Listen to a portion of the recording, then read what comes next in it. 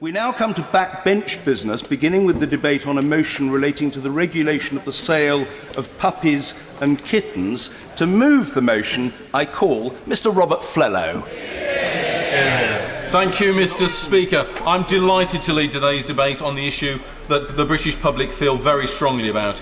Over 110,000 people have called for a ban on the sale of young puppies and kittens without their mother present, and whilst I can't cover all the very many issues around this topic, indeed I would like to leave some for the colleagues around on both sides of the chamber to cover in the time allowed, I hope at least to explain why so many people believe this to be such an important issue. Before doing so, I'd like to thank everybody involved in the Pup Aid campaign, in particular Mark the Vet Abraham, Stuart Vernon, Rebecca Weller, the team at Bellenden, Julia Carr at Canine Action UK, Tim Wass, Nicola Howell in my office, Cariad and Diesel. I'm also grateful for the backing of Blue Cross, Dog Rescue Federation, Dog Advisory Council, Dogs Trust, the Kennel Club, Battersea Dogs and Cats Home, Wood Green and the RSPCA. And I hear mutters on benches beside me about the mention of the word diesel. Until, and this shows I think the issue, until I actually saw for myself the problem, I was oblivious to it. And that is at the heart, I think, of the issue here, that people, unfortunately, are caring, considerate, loving individuals, oblivious to the problem. Will my honourable friend give way? I will indeed. I'm very grateful to my honourable friend. Does he agree with me that in the first instance, if someone does want to get a dog, that they should seek a rescue animal? And if they really want to get a puppy, they shouldn't be going to a pet shop, but should seek advice on who are reputable dealers with puppies. I'm grateful to my honourable friend for that, because I can now delete exactly that line from my speech, which I couldn't have put it any better myself, because that's exactly how I did put it in my speech. Okay, I'm going to work from left to right, so yes, indeed. And congratulating him on securing this debate today. But further to that point, does he agree with me? It's the rise of the internet that has led us to this situation where people are buying puppies and kittens online, and certainly they have been transported around the country, and that is where the problem, we need greater regulation. I'm grateful to the honourable member for intervening, but I don't think that is the only problem, and as I will return to in my speech, that is one of the problems, but that's not what I'm seeking to address today. To the honourable member giving way, and can I pay tribute, one, for winning this debate, and secondly for his long-standing contribution to animal welfare in the United Kingdom and indeed throughout the world. Does he agree with me that DEFRA needs to do far more than it's currently doing to get local authorities together, pet shop owners together, Dogs Trust and all the charities that he's mentioned, in order that we can have a collaborative and credible, realistic and achievable outcome to what he wants to see, rather than just small words from DEFRA? Well said, grateful. I will just pick up on that last point from the honourable gentleman. We don't just want warm words from DEFRA, we need some action. The honourable member. I thank the honourable member for Secretary Trent for giving way and congratulate him on securing the debate today. Specifically on the issue of the motion. The motion calls for toughening up of government laws in this area. However, would he agree with me that there's real publicity that needs to come around those looking to get a puppy or, in fact, a kitten, to link into responsible breeders? For my dog, we approached the head of Standard Poodle Rescue, who's based in my constituency in Rossendale, who actually interviewed me and my wife 3 times before she would let us walk out with a puppy. Working with responsible breeders has to be publicised, as well as the government tightening up legislation. Absolutely, and I'm grateful to the honourable gentleman for raising that point, because absolutely it's about making sure that not only is the dog suitable for the family is suitable for the dog. It's very important. The honourable member from Lichfield. I'm delighted that the honourable gentleman has, the honourable gentleman of course is from Staffordshire, for securing this debate. This may seem an odd comparison, but you know, we've been so conscious of baby Asher separated from its parents, his parents, in Spain. You know, isn't the whole crux of this issue the separation of young puppies and kittens from their parents at such an early age? Isn't that the cruel element of it all? I'm grateful to the honourable gentleman. That is certainly one of the cruel elements, but as I will go on, hopefully in a moment in my speech, to elaborate why there are so many other cruel elements as well. I'm very grateful, and I think it is extremely important that after this debate that we do get it right. I'm very concerned, though, that good people whose bitches have puppies are also not demonised in the way that people who are exploiting puppy trading are abusing the good nature of people who want a good dog. So going to a reputable person is probably where the problem lies. Well, I think going to a reputable person actually is part of the solution, because I think the thing is that if you are a responsible, decent breeder who wants to make sure that the right family, coming back to one of his honourable colleagues' point, the right family has that dog, they will have invested a lot of time and money into raising those puppies, and they are being undercut by these unscrupulous breeders who care nothing for the animal themselves. Was the honourable gentleman indicating? Yes. I congratulate the honourable member for raising this issue and bringing it to the House. It matters a great deal to a huge number of my own constituents who've written in on the issue. It's already been mentioned that local authorities have powers which they are often reluctant to use and perhaps don't even know they have. But it's not just a matter of extending the licensing regime. The licensing regime itself must be flawed, given that there are plenty of breeders whose standards don't even meet the first rung of the ladder, who nevertheless do have licenses. So the standard itself, the quality of the standard itself, also needs to be addressed. I would add to the honourable gentleman's point, he makes it very well himself. I won't take any more interventions for a moment, just to make some progress as soon as I'm on the second page of the speech, but I will take further interventions. Mr. Speaker, we've heard, we consider ourselves to be a nation of animal lovers, where a dog is a man's best friend, a pet cat, a pet dog is part of the family. But every day, puppies and kittens are bought from pet shops and garden centres that become ill. All too frequently, they die as a result of the supply chain from irresponsible breeder to pet shop. Quite frankly, I can't think a nation of animal lovers would allow this to continue. Are we at risk of becoming a nation with disposable pets? Those behind this campaign today want to end the cruel and unnecessary practice of puppy farming. We want to work with government to find a solution that improves welfare for puppies and kittens, as well as protecting the animals' mothers and, importantly as well, their prospective owners. Tackling the supply side of this trade is difficult, we accept, but we can tackle the demand side by looking at where these animals are sold. There are, and the honourable gentleman referred to this, three main routes: the internet, the private dealer and retail outlets. In time, we do need to address the first of those two, which will be hard, but there is already strong agreement on tackling the third case: the high street premises, the garden centres, the high street pet shop, the dog supermarket like the one in Salford. Puppies and kittens are housed and sold without their mothers, and the presence of such retail outlets encourages impulsive buying, irresponsible breeding and commoditisation of these animals, as well as too often leaving prospective owners with the burden of life-threatening health and behavioural problems associated with pet shop puppies. Government can therefore have an immediate effect, without any excessive enforcement costs, by banning the sale of puppies and kittens on high street premises. Puppy farming, from which third-party dealers get most of their puppies and kittens, is the mass commercial production of puppies for profit, and is almost always without thought for the health, welfare, quality of life of the puppy and its parents. And, Mr. Speaker, I refer to puppies quite a lot in this. I do mean puppies and kittens, but I'm doing it for brevity as best I can. I will just make a few more, and I will then take the intervention. Very often, puppies are separated from their mothers before the puppy is even 4 weeks old. 4 weeks, usually unvaccinated and insufficiently socialised. They're sent long distances across the country and indeed increasingly across the continent before being sold. But despite a Dogs Trust survey showing that 95% of the British public say they would never buy from a puppy farmer, it's clear each year many thousands of people have done exactly that without realising it. They simply don't know where the third-party dealer gets his or her stock from. The breeding dogs themselves are often kept in horrific conditions, with insufficient time to heal between litters. They are rarely screened for genetic conditions and therefore can pass on problems such as the agonising hip dysplasia and heart disease. Indeed, it's hardly in the interests of these volume breeders to produce animals that will live long lives. When the bitch is no longer able to breed, she is either killed or abandoned. It's only the lucky ones that find themselves in rehoming animal rescue centres. I will just take a few more pages of my speech, and then I will take, I think, 4 I'm up to so far.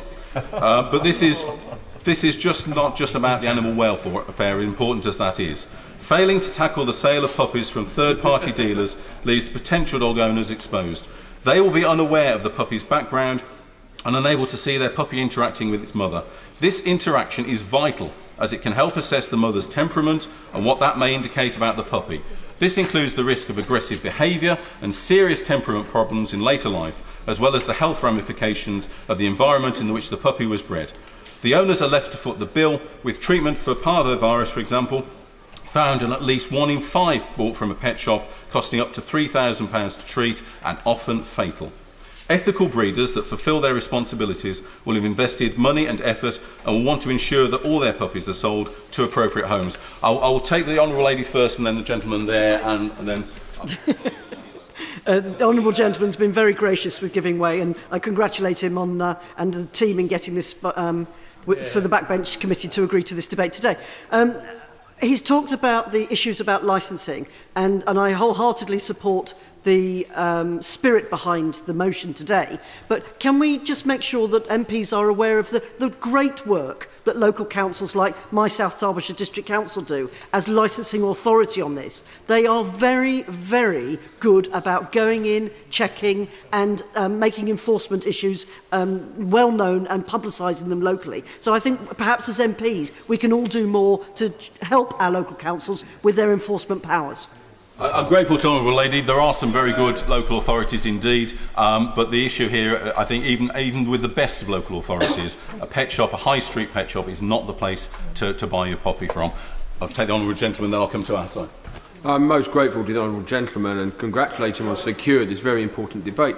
And just pertinent to his point about animals which are used purely to farm puppies, I'm sure he will have been to establishments like Battersea Dogs Home, and I think it's well worthwhile people actually attending Battersea Dogs Home to see bitches which have been over puppified and the enormous suffering they go through with hugely expanded nipples and an ongoing suffering, and I think that very graphically brings home what that means to the mother dog as well as the puppies. Indeed, and the Honourable Gentleman is right. The treatment of these breeding bitches is absolutely unbelievably cruel, and it's the lucky ones that actually get themselves to places like Battersea. I'll take the Honourable Lady, then my Honourable colleague here. Giving way and congratulate him for getting this important debate, and congratulate as well Mark the vet, who comes from my home city of Brighton, and Hove, who's done so much on this agenda. We've heard about local authorities. They do very good work, but they are also under enormous pressure now in terms of their budgets. Does that not mean there's even more importance to make sure there is national action on this? The government itself's own advice says that people shouldn't buy a pup without seeing the mother. If that's the government's advice, do you not agree that they should just act on it now? In a word, yes. I'm grateful to my honourable friend both in securing this important debate and also for the very clear terms in which he put in his argument. The honourable lady from Brighton Pavilion in her intervention made a good point. But isn't it important that not only that local authorities are given the powers to regulate this trade properly, but also the resources to ensure that they can do so properly? Indeed, the resources is an issue absolutely for local authorities, but where we think this will actually help is because this won't require additional resources. This will just simply say if you are a high street pet shop, you don't sell kittens and puppies. Hundreds of my constituents are really grateful that we're having this debate today, and so thank you. I thank my honourable friend for having the debate. As part of your comment, part of the comments that were made, you talked about the temperament of puppies and temperament of the mother. Many breeders, particularly of the Staffordshire Bull type dogs, will deliberately remove those puppies sooner in order to instill in the puppies a temperament which suits their purpose, or the purpose they have for them. Would you agree this is absolutely abhorrent?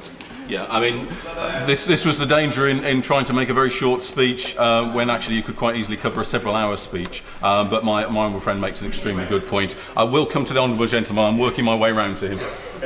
Can I thank my honourable friend and congratulate him on both securing this debate, but also his excellent speech as well. I've had many constituents who contact me about it. One of the things that sort of struck me as listening to him, I would like to see more regulation myself, but isn't one of the problems we're just not getting the information out to people, to the public, to understand what the situation is and prevent this happening in the first place? Information is absolutely important, but with the best information in the world, if you happen to be buying a container of goldfish food from the local pet shop with your family and they see a cute puppy or a cute kitten, that's when a problem arises, that the impulse purchase. But my honourable friend makes a good point. I will take the honourable gentleman, and then I'm not going to take any more for a short while after that, just to make some progress. I'm most grateful to the honourable gentleman, and I congratulate him on securing this debate and support the motion on behalf of the many constituents who contacted me. Can I make the simple point that surely, as DEFRA has gone through the process of traceability with cattle and sheep and other animals, the way forward ultimately must be a register and traceability of cats and dogs. I'd like to see more work done in terms of the compulsory microchipping that's going to come in terms of actually having a proper database, that rather than just something that just sort of floats out in the ether and never gets updated and will just continue to grow and not be used properly. So I'm hoping that the Minister is listening very carefully and will have take the message back to DEFRA that the chip is a good thing, but actually it's the database behind it that's the important one. Forgive me, I am going to make some more progress. Coming back to high street pet shops, the only place that most of them can source their puppies and kittens has to be from breeders that put minimal effort into breeding and rearing, that sort of pile them high mentality. In addition, of course, to domestic operations, there's also a rapidly growing trend of selling puppies brought into the UK from overseas breeders. We hear of breeders in the Irish Republic, for example, with 1,000 breeding bitches, which dwarfs even some of the, sad to say, sitting alongside my Welsh colleagues, some of the Welsh breeders who have got more than 300. And whilst there are regulations in place to address the import of cats and dogs, I know from my own experience this summer how easily the Pets Passport system could be evaded, very, very easily. I also know from meeting with Eurotunnel and ferry companies that they are concerned about the situation. They are unhappy that they are effectively policing something that they don't have the training for, is not properly resourced, quite simply it doesn't work. It's ultimately the retail end of this chain, Mr. Speaker, which drives it, with up to 100 high street pet shops in England licensed to sell puppies or kittens on their premises, and that is responsible for pain and misery of thousands of animals. Whilst the number of pet shops selling puppies and kittens in the UK is relatively small, there are no signs of a downward trend. My intention is not from this motion to vilify pet shops per se, but in almost every case where they sell puppies and kittens, they simply can't meet the specific needs required in this developmental golden period for puppies to learn their future emotional template in order to exhibit normal behaviour patterns to safely adjust to family life, as well as all the health implications. Clear patterns have been established between early experiences and the development of aggression in dogs. A US study, for example, found that puppies obtained from pet shops were 3 times more likely to display aggression directed at their owner and almost twice as likely to show aggression to other dogs they didn't know, compared to dogs obtained from a small, responsible breeder.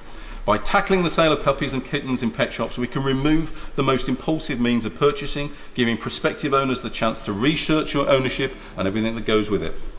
We can protect these prospective owners from the health and behavioural problems associated with pet shop puppies and kittens. And we can take a big step towards, just one more moment and I will give my honourable friend a chance, and we can take a big step towards curbing irresponsible breeding practices and overproduction of puppies and kittens. I thank my friend for giving way and congratulate him on securing this debate. And as you will know, since the very sad death of Jade Lomas Anderson in my constituency, I have done a great deal of work around this issue. Will he agree with me that we have to continue to talk about the 200,000 people that are seriously injured each year, the 6,000 that are hospitalised, and the number of people that are dying because we're not looking after dogs from birth and through their training? And it is dog welfare, absolutely at the heart of this, but also about protecting our communities. I'm grateful to my own friend and commend the work that she has done in this area. And my thoughts, as ever, with the families of all those who have been affected by aggressive dogs. But as the survey shows, if you buy from a pet shop, you are so much more at risk. Don't take that risk. I will give way to the honourable gentleman, and then I'm going to make more progress. The honourable gentleman for giving way and for his contribution for securing this debate, and particularly everything that he said in his speech. But I'd just like to ask him if he has considered that, apart from the regulation of the supply chain in the way that he's considering, which I fully support, that we as members of Parliament can help in the process of educating the purchasing public in being aware of the questions to ask at stores, because if the demand wasn't there and people were buying elsewhere from reputable breeders, the issue would simply disappear because people wouldn't buy them. But the Honourable Gentleman makes a very good point. You know, if we can get one message out from today, as well as hopefully some action, it's where's Mum? Always ask where's Mum. Mr. Speaker, it couldn't... just once more. I'm very grateful. He's being extremely generous, and really it's further to that intervention. One of the roles that members of Parliament can fulfil is promoting cat rescue and other similar dog-related institutions within their own constituencies, so that people know that they don't have to go to pet shops. There are voluntary organisations who will provide, for most people, perfectly good and living pets. My honourable friend makes his point, and I would just again say yes. Madam Deputy Speaker, it couldn't be simpler. All prospective dog owners should first consider adopting from a reputable rescue shelter. His honourable colleague isn't in his place at the moment. But if they specifically want a puppy, source from a responsible breeder where puppy and mother will always be seen interacting together. We believe that powers already in place to tackle this issue are there, but such is the volume of often very old legislation, there is a need for clarification to ensure that loopholes can't be exploited. The 1951 Pet Animals Act doesn't require pet shop owners to highlight the provenance of its animals, and only states that a local authority may inspect a premises. In financially constrained times, it's hardly surprising that these inspections are not a priority.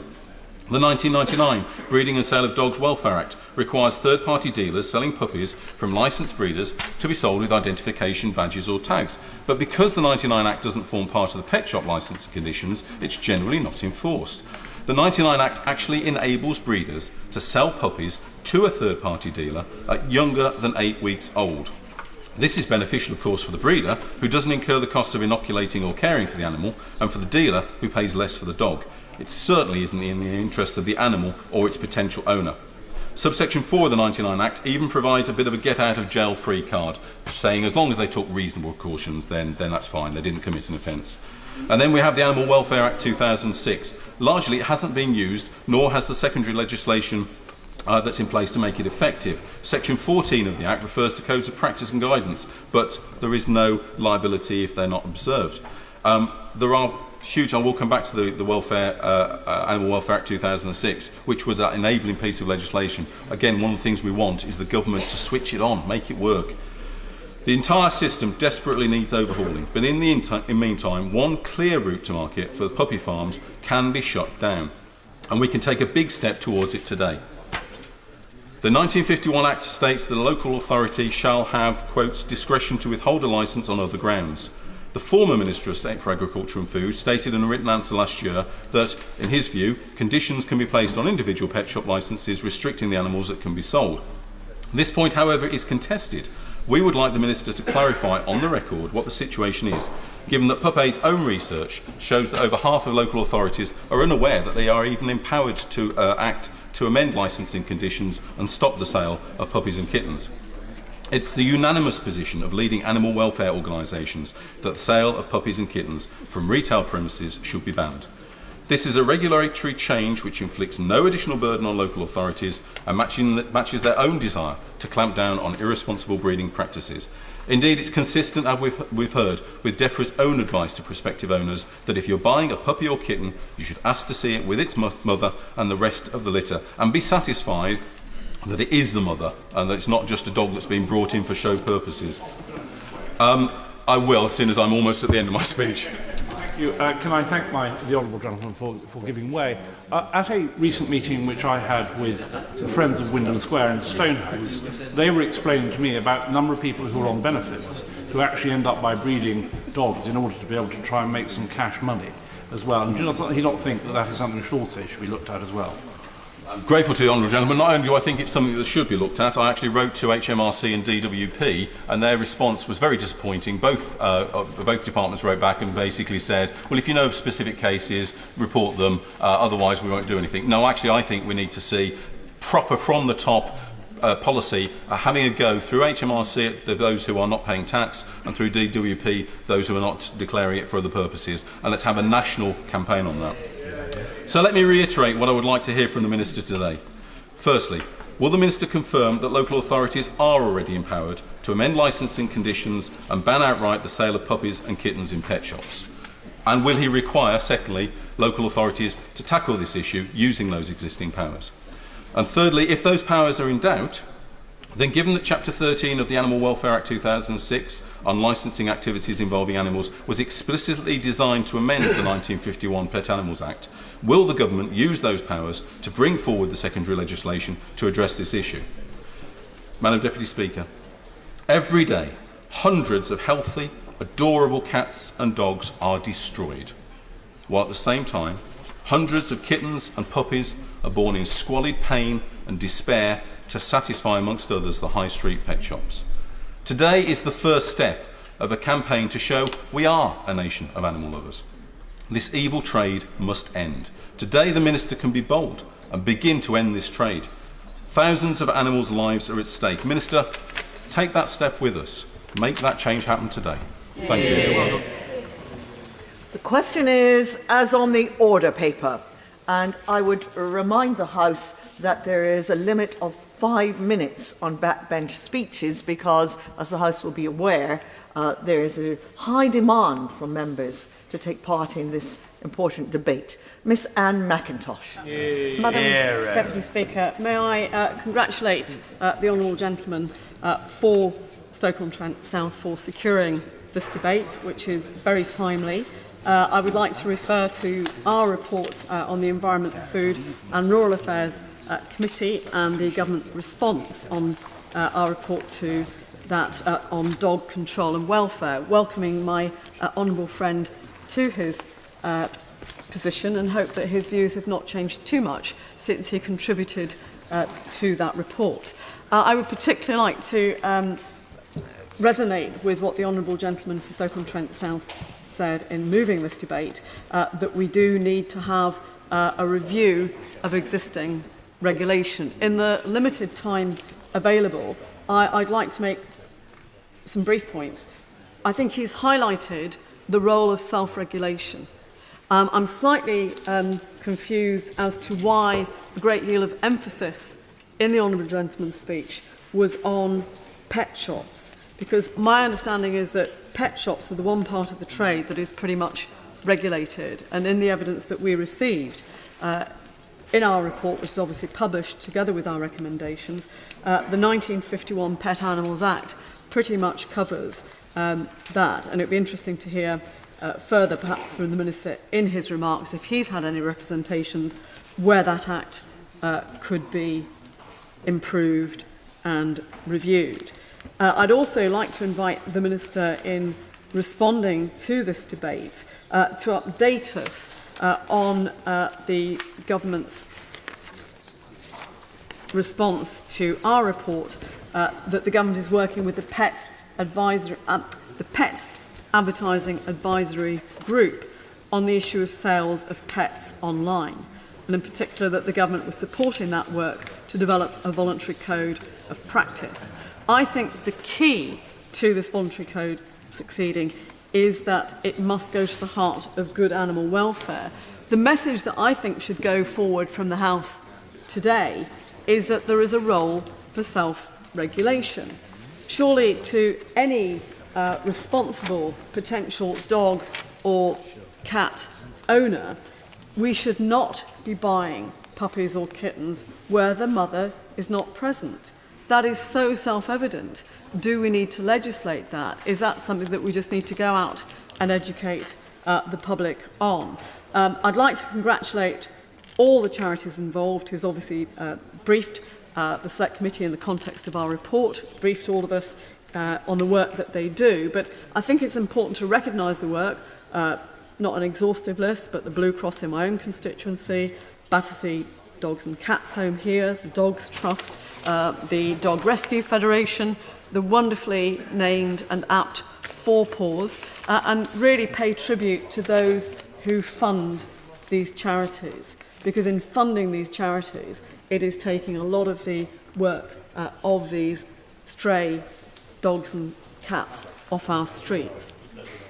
I believe that we've got to ask the government and ask the Minister today to tackle the rogue backstreet breeders and the rogue importers from puppy farms across other parts, often of the European Union. I hope that the Minister will take this opportunity to update the House today on internet advertising and where we are with the voluntary code. I think we've got to do everything possible, each and every one of us, to discourage irresponsible dog breeders. And I think we've got to set a lower threshold for licensing breeders than currently stands. And one query I'd like to personally raise with the Minister, whether his views have changed since he made such a positive and welcome contribution to our discussions and debate in adopting our report on dog control and welfare, whether he still holds to the view that 5 litters should be the maximum.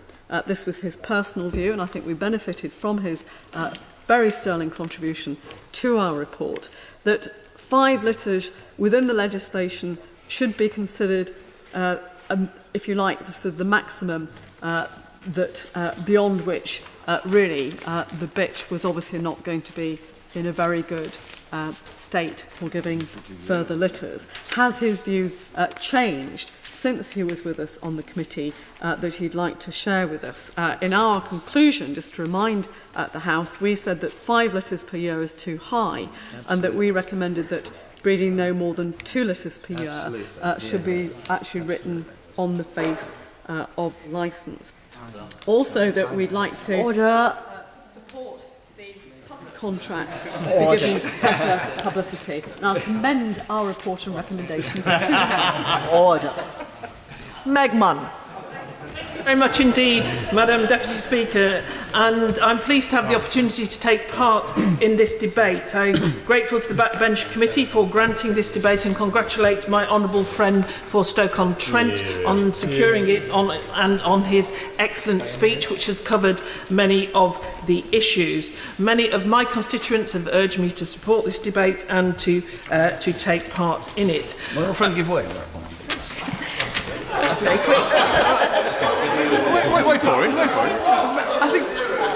I think many of us are here because of the weight of opinion that our constituents have given to us. But I just wanted to ask my honourable friend, it feels to me like we have been here before. I'm thinking about wild animals in circuses where I think the action is still not forthcoming. I'm thinking about the badger where the will of the House was very clearly expressed. What would she say in urging the government to actually not just listen to this debate but take it seriously and heed the weight of opinion we've received from our constituents to actually follow this up with some action?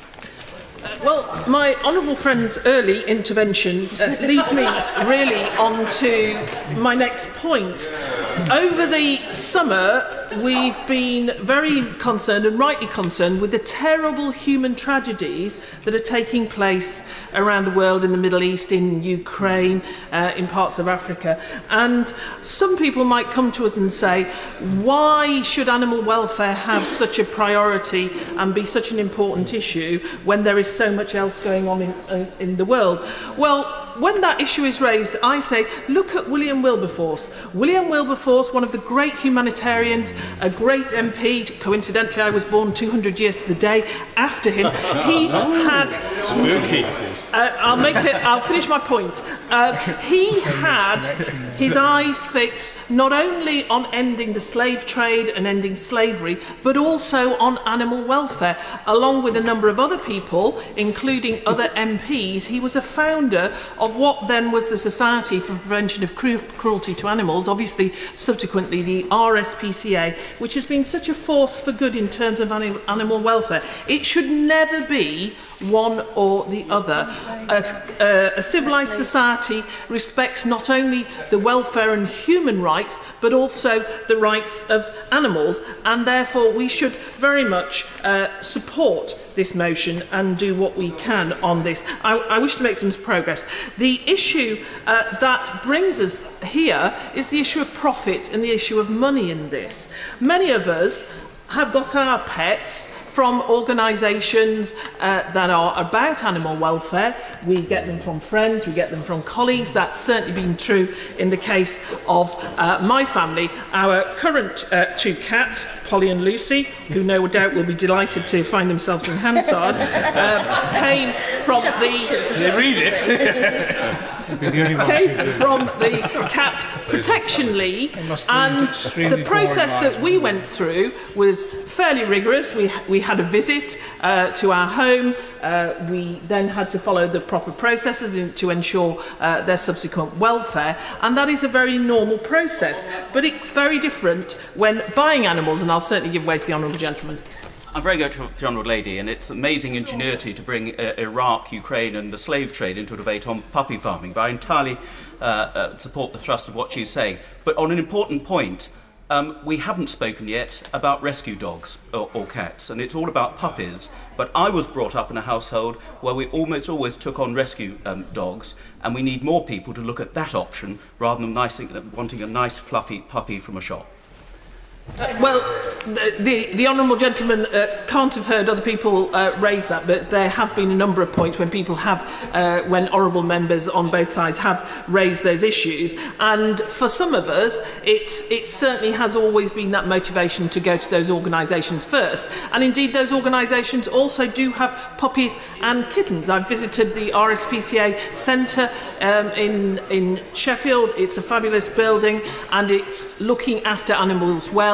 And it also takes very seriously that responsibility for proper aftercare. It makes sure that the people who are coming to take on these pets understand what's involved, they're available for advice and support, and I entirely agree that this is a good way to go forward. But of course not everybody does go down that route, and so my honourable friend is right to bring forward this debate and to look at the options when money and profit enters the situation. We need to always be conscious that when we have a profit motive in there, there will be people who are unscrupulous, and they will do different things. And as the legislation changes and tries to keep up with it, they will become ever more clever at getting round that, at looking at ways that they can make that profit. So I think there are a number of things that need to be done. Raising awareness is enormously important, and just having this debate will do that. It will put this story into people's minds. It will appear in newspapers. It will be on the internet. People will be looking at this, and they will be learning about what they may unwittingly be involved in when they buy a pet from a pet shop or even from dealers. They will be empowered to understand the questions that they should ask and to be clearer about what they need to know before they take on the important role of looking after a pet. So support is needed for government to work harder on this. I absolutely agree with honourable friends who have already, and honourable members opposite who have spoken on this already. Government needs to do more. My honourable friend has set out how some of that could be done quite quickly, and I urge the government to take this forward. Geoffrey Clifton-Brown. Thank you for allowing me to catch your eye on this well-attended and important cross-party debate. And I pay tribute to the Honourable Member for Stockton South for having obtained it. And I think that a lot of the issues that he's raised I agree with. I also pay tribute to my constituent Carol Fowler, who's been campaigning on this issue for a long number of years. Her campaign led to the TV documentary Pedigree Dogs Exposed, which raised such disturbing issues on dog breeding that BBC temporarily suspended the showing of Crufts the following year. But let me start by the issue of puppy farms. We need the government to introduce strategies for improving conditions on puppy farms. The Dog Advisory Council, who I also pay tribute to, and Professor Sheila Crispin, who runs it, made recommendations on regulation and legislation issues to address these issues and to reduce red tape in relation to puppy farms. We do have poor conditions in puppy farms, and they need to be addressed by the provisions in the Animal Welfare Act of 2006, which produces a duty of care on the person responsible for pet animals and must be enforced. Let me just go through some of the issues in puppy farms that have already been rehearsed in this debate, but I think they are so shocking often that they need rehearsing even more. There's often a failure to provide veterinary care, including vaccinations, simple health checks, lack of exercise, stimulation, socialisation for both puppies and parents, and generally unsuitable breeding establishments, often in buildings which are not fit for purposes. And if they don't have suitable exercise, they're much more likely to suffer from problem behaviours. And the puppies are often taken away prematurely from their mothers, and as the point well made to my right by the honourable member to my right here, the mother is often then expected to produce another litter and is left exhausted from repeated breeding. I give way. I'm very grateful to my friend for giving way, and I also have a number of constituents who've been campaigning very hard on this issue, and hopefully they made common cause with his constituent as well.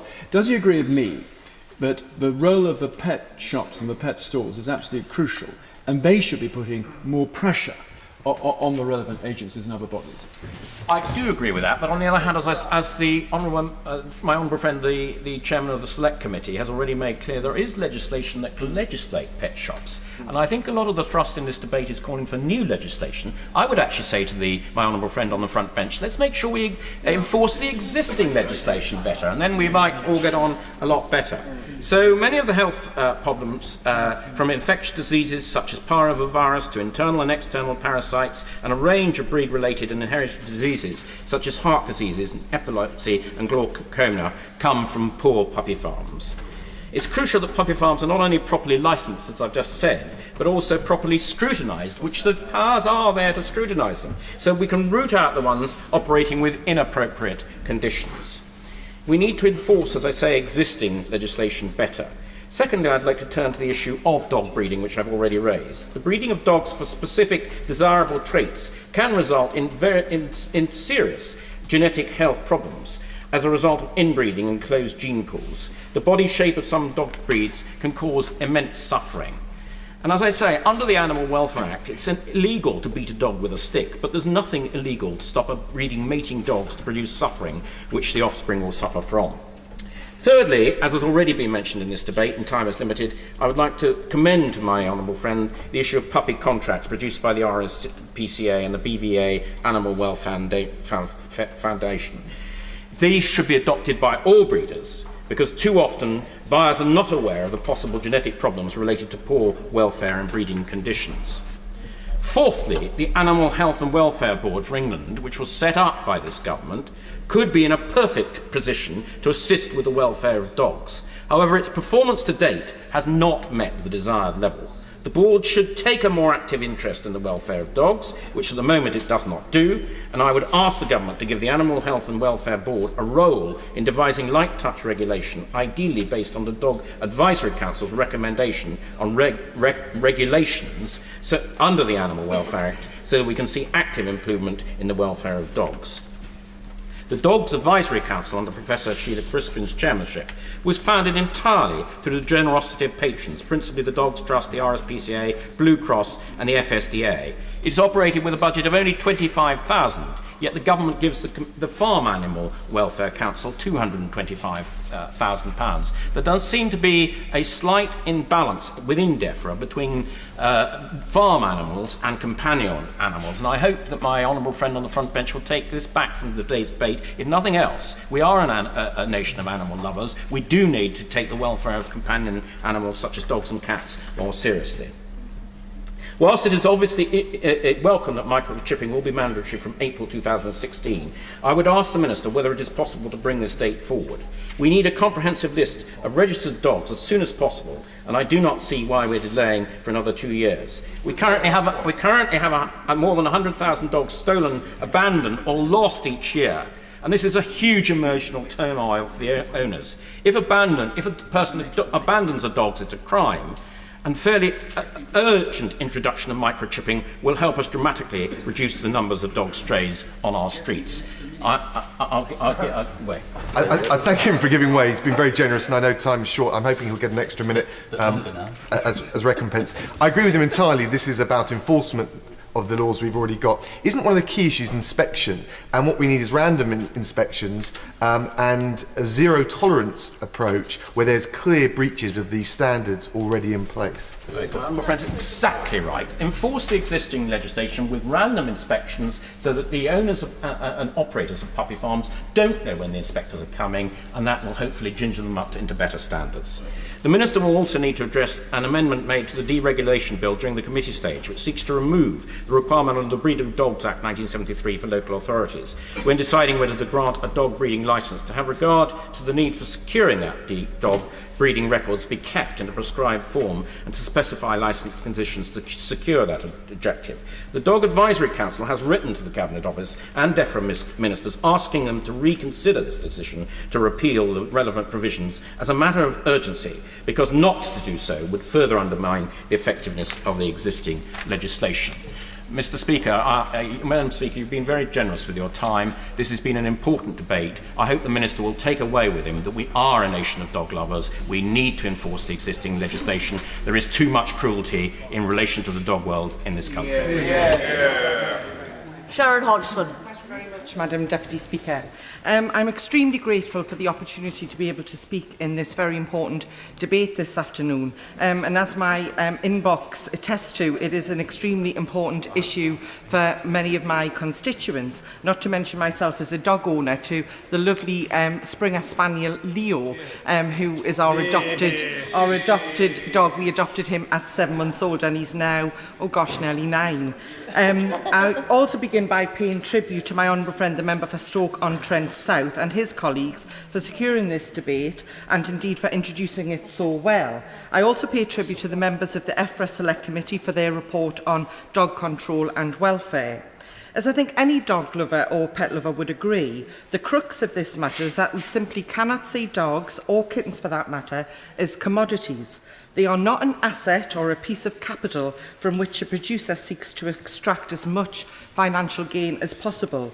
They are future members of our families, future best friends for our children, future companions for ourselves when those children flee the nest. They are sentient beings which have very similar feelings and reactions to ourselves. We wouldn't stand for our children being mistreated in the way some domestic animals are at birth, ripped apart from their mother and the nurture she instinctively provides. We wouldn't stand for that because we know how that kind of trauma affects them later in life, whether that's their personality, their health, or indeed both. We all want to encourage more responsible dog ownership, and I can't think of any responsible dog owner who would be happy in the knowledge that their new puppy or kitten, which they thought had been bought from a reputable breeder or at least from a pet shop which deals exclusively with responsible breeders, had actually had such a traumatic start in life. I will. Thank you, Honourable Friend, for giving way. And she's very right to point out that very often the people that are purchasing these animals don't realise at all the background of where the animals come from. There was a report by the RSPCA saying that breeders in Eastern Europe and Ireland were selling so-called handbag dogs, you know, the sort of little chihuahuas and things that the likes of Paris Hilton carry around in their handbags. The breeders were only charging about £25 each for them, but they're then being sold on for between £800 to £1,500. So obviously the people paying £1,500 for such a dog think that they're getting a dog that is, you know, very much top of the market, it's been very well looked after, and that's not the case. Yes, she highlights it. My honourable friend highlights a very important point, because often those dogs then go on to have terrible health conditions, which then cost the loving owner a fortune in vet's fees to mitigate against some of those terrible breeding practices that the poor puppy suffered in its early life. Of course, the breeding and sale of puppies and other animals does provide a living, and in some cases a good living for a number of people. And the vast majority of breeders chose that as a way of life because they actually love animals and love the joy that they can bring to the families that they go to. And of course, many are very, very particular about ensuring that their puppies are going to a good and loving home. So I wouldn't want to see their lives made more difficult by any change in the law, but I am sure that they would also be the first to agree with us that we must ensure that the law is strong enough to be able to stamp out the minority of breeders in this country who don't share their high standards of care. I know that my constituents are particularly concerned about the sale of puppies in pet shops without their mothers present, and I understand that, again, this practice only persists in a very small minority of pet shops in the UK, about 2% according to Pet Care Trust. But nonetheless, I agree with my constituents that I would like to see this practice ended completely. It's been pointed out that some councils have successfully eradicated this practice in their areas through their licensing requirements. But just like buying a car, a pet is a kind of purchase that people are prepared to go further afield to make. Indeed, my dog Leo, who I mentioned earlier, he's an Essex boy. We travelled all the way to Essex to adopt him. So although those actions are welcome, you know, they are not in the grand scheme of things. They mean little if all councils, all surrounding councils, don't feel able to follow suit. So that is why I do therefore think it is worth looking at what more can be done at central government level to spread this best practice across the country. I don't know what the right balance is between regulations and which are enforceable and effective but don't represent an onerous duty on local authorities or other agencies, or place unnecessary restrictions on the many good and responsible caring breeders out there. What I do know, it is clear that we are not striking that balance at the moment. I'll give way. I was very interested in the Honourable Lady's point about regulation, and whilst there is a role for central government, would she agree too that there's much more that can be done by organisations such as the Local Government Association, where the local government sector itself can collaborate to spread around best practice, which some councils have and others do not, because this is an issue, as she rightly observes, that runs right across the country, and it's important that we have the best possible knowledge out there to sometimes quite hard-pressed local authority enforcement arms. The Honourable Gentleman is quite right and obviously has some expertise in this area. There are councils that do have great best practice, and it is important that we do disseminate and share that. The other area I would like to mention is public awareness. You know, often the public, as my honourable friend mentioned, are not aware that, you know, that these are an issue, that these issues exist, and think that when they're buying a puppy from or a kitten from wherever they're buying it from, that, you know, it will have been taken care of and nurtured and loved in the right way. So we need these welfare standards and to be made, for the public to be made more aware of what legislation does exist, and also that, you know, they can have confidence where it does exist, and also demand that the puppies are being bred in a, you know, in a fair and just way. So I therefore wholeheartedly support the calls in the motion before us today for a review of the existing legislation around breeding and sale, and I'm pleased that my colleagues on the front bench are committed to undertaking such a review if we form the next government. But given that the election is 8 months away and countless numbers of puppies and kittens will be born and sold between now and then, I hope that the government will listen to the cross-party calls we've heard today, and indeed to the thousands and thousands of people who've signed the petition, and announce that they will instigate a review forthwith. Thank you. Roger Williams. Thank you, Madam Deputy Speaker. And I too pay tribute to the Honourable Member for Stoke-on-Trent South for bringing this to the attention of the House, and it has certainly created a huge amount of interest across the country.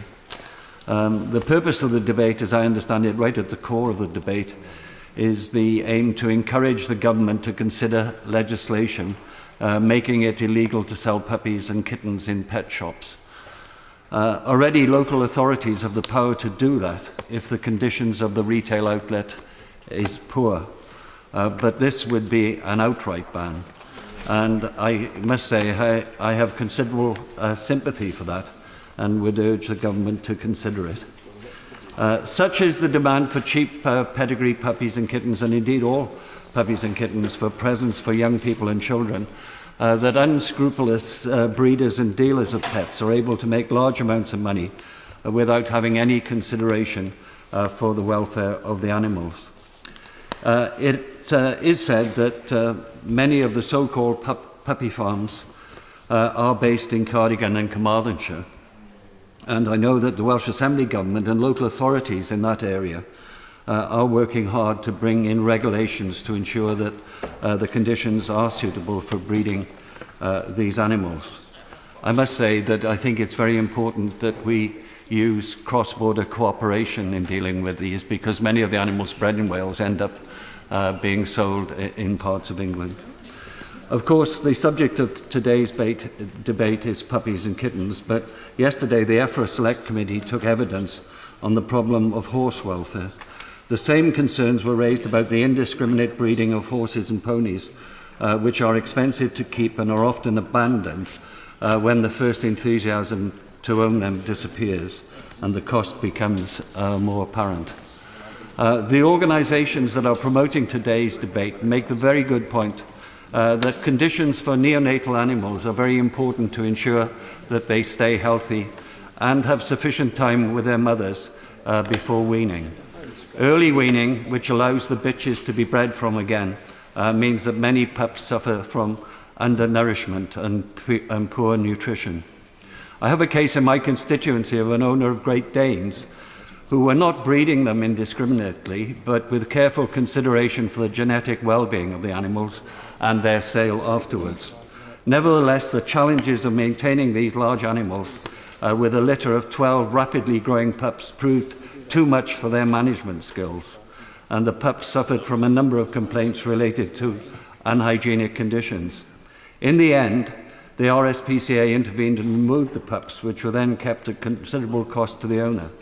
I must emphasise that these were considerate and responsible owners, not just interested in money-making. But you can imagine the conditions that persist on some puppy farms where up to 200... Your honourable friend give way. Yes, indeed. I thank the honourable friend giving way, and particularly on what the honourable friend is saying, doesn't that emphasise that the local authorities not only have a very important role to play, but they must actually ensure that they do play that role to inspect these farms, both puppy farms and kitten farms? Yeah, I absolutely accept the point that my honourable friend is making. I think the other point to make as well, though, is that there are considerable limitations on the amount of resources that local authorities can use for these purposes. Can I just say that in Wales, compulsory microchipping is being brought in for dogs from March 2015, next year. And the same regulations will apply, I believe, in England in 2016.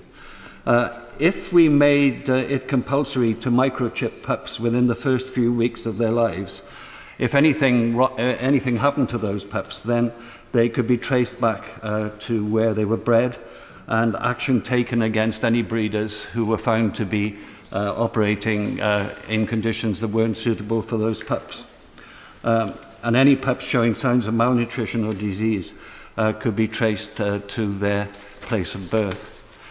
I recently attended an event held by a Dogs Trust, the Dogs Trust, in the Royal Welsh Agricultural Show's site in Llanelwedd in my constituency. There was a massive dog show attracting dogs from right around the country. But the point that the Dogs Trust was making is that microchipping can be had free and for no cost. And I think even before it becomes compulsory, all responsible dog owners should have their dogs microchipped. Buying a pup is a very serious business and one that should not be undertaken lightly. If someone buys a horse, for instance, they employ a vet to examine the animal to make sure that it's fit and healthy. That would be very good if it is replicated during the purchasing of puppies and kittens.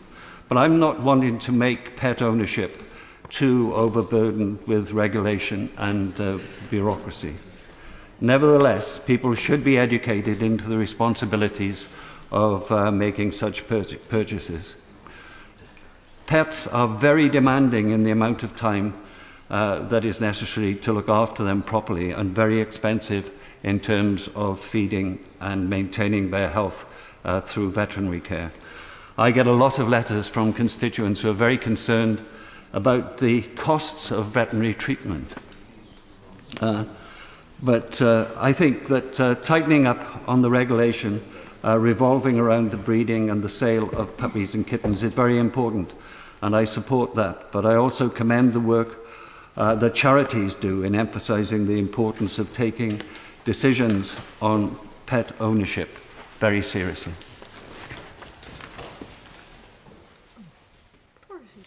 Jonathan Edwards. Madam Deputy Speaker. I rise to associate myself with comments made by honourable members on all sides of this House today, deploring the barbaric treatment of kittens and puppies who are mass-produced in so-called farms, and regrettably there have been many cases in my home county of Carmarthenshire. This debate, of course, is taking place as a result of the 112,000 members of the public who signed an e-petition setting out their concerns. These e-petitions are one of the positive reforms introduced in 2011 and offer the public a direct means of engaging with what is discussed in this House. I am certainly glad that we are having this debate today and hope that ministers will act on what is said. As a lover of animals myself, and one who cohabits with a cat, a dog, 2 rabbits and a fish, and not to mention the 5 horses which my wife owns, I was particularly horrified to learn that puppies and kittens bred in these farms are almost always separated from their mothers too early, are held in appalling conditions and are sold on an unregulated market. Prospective owners are often duped into believing that the mother has been kept with the kittens or puppies, when in fact those selling the animals use fake mothers to pose with the little ones in cages to mask the neglect with which these animals have gone through. As a result of the poor conditions in which they're bred, the animals are likely to suffer from a weakened immune system, shorter lifespans and develop behavioural issues which stem from a lack of trust in their owners.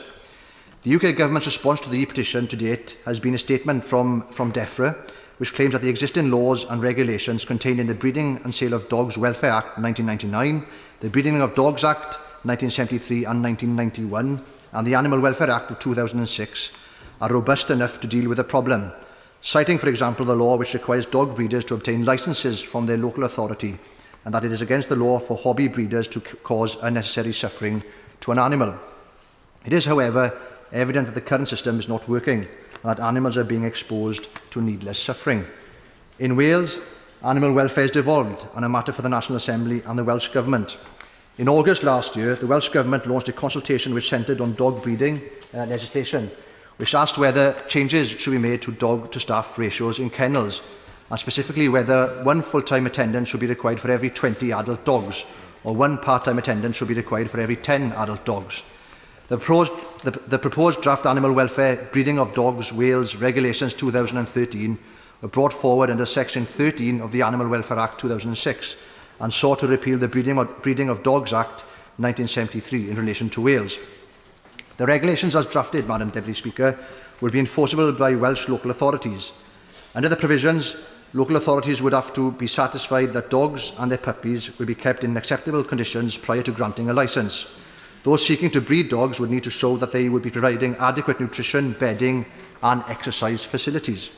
The regulations also specifically make mention of the welfare of puppies and provide for a socialisation programme aimed at ensuring puppies bred in approved premises are able to socialise with other animals and people so that they do not go on to develop behavioural problems. Yeah. Thank the Honourable for giving way. Does he share my concern that a lot of the onus on enforcing these regulations, carrying out inspections, are on local authorities, and also trading standards have brought some successful prosecutions, but we know that both local authorities and trading standards, in particular my area, are really under pressure, they're really stretched and they don't have the resources available to do this. How can we address that?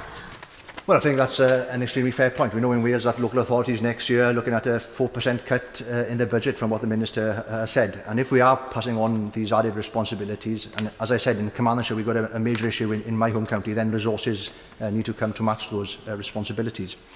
Finally, the regulations also stipulate that puppies cannot be sold until they are at least 8 weeks old and have been microchipped, as my honourable colleague said earlier. In December of last year, the Welsh Government brought forward draft legislation and laid out their intention to proceed with the proposed staff to adult dog ratio of 1 to 20. The Minister said that the introduction of regulations was scheduled for February of this year, though I'm not sure what progress has been made since the announcement. Indeed, I would welcome any comments from the UK Government Minister as to what, if any, discussions have been held with representatives from the devolved administrations on bringing forward changes to regulations concerning the breeding and farming of animals intended as domestic pets. Evidently, members of the public feel very strongly about this issue, and I empathise with their concerns. Those who signed the e-petition call for this government to introduce regulations whereby the selling of kittens and puppies should be banned unless their mothers are present. Puppy and kitten farming is an abhorrent practice which must be stopped. I urge both the Welsh and UK governments to listen to the public and act on their concerns. Alex Shelbrook. Much, Madam Deputy Speaker. Madam Deputy Speaker, as a dog lover, I will be focusing my comments today on dogs. Madam Deputy Speaker, dogs have a unique bond with us humans. Our two dogs, Boris and Maggie,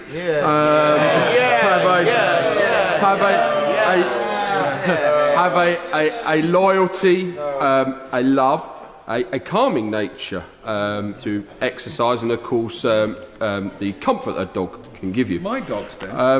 When doesn't surprise me. And really, Madam Deputy Speaker, the point there is, when your dogs, animals need medical attention, you worry about them like you would any other member of the family, and that's an important point to make. I think probably for the first and last time, Madam Deputy Speaker, I can stand in this House and say that Boris's bad behaviour, was improved immensely when I had him castrated.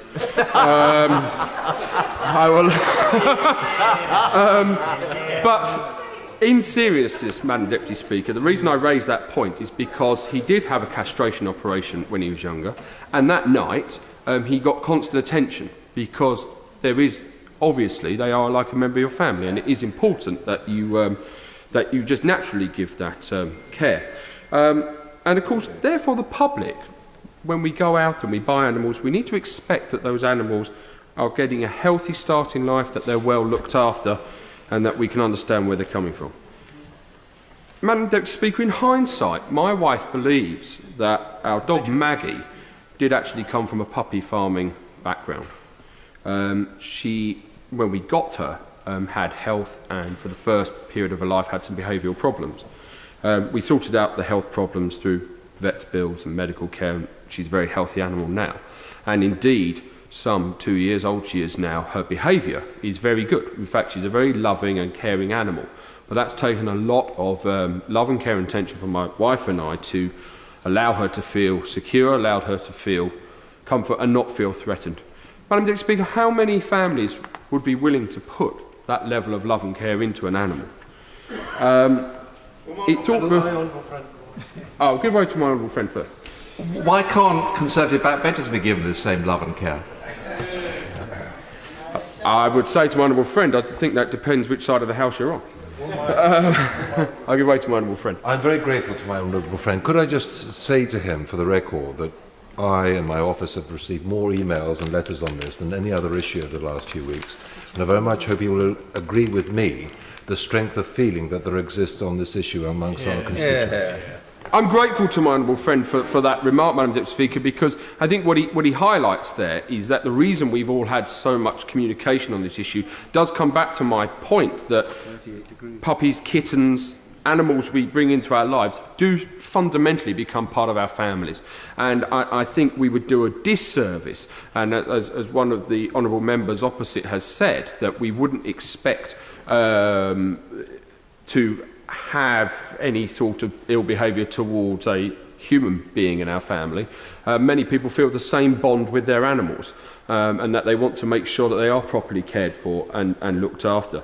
And as I said earlier on to the honourable member from Stoke-on-Trent, if you go to areas like Battersea Dogs Home, or indeed the Dogs Trust in my constituency, who do outstanding work, and you see some of the consequences of bad behaviour, terrible care, and what that leads to, you cannot help be moved. Now, the Dogs Trust in my constituency do outstanding work, but their resources are limited. And if you are faced with a situation that my wife and I were faced with our dog Maggie, how many families give up on that, think they'll give it to the Dogs Trust or somewhere else? But actually, let's be absolutely under no illusions here. The chances are, in many occasions, that dog will be killed. You know, I use the word killed because to put down or destroy doesn't have the same impact as the animal will be killed. And that's why that we need to make sure that we get ourselves into a position where we're not facing those sort of consequences. We're trusting, and families offering love and care find themselves in a position of they simply cannot care for that animal.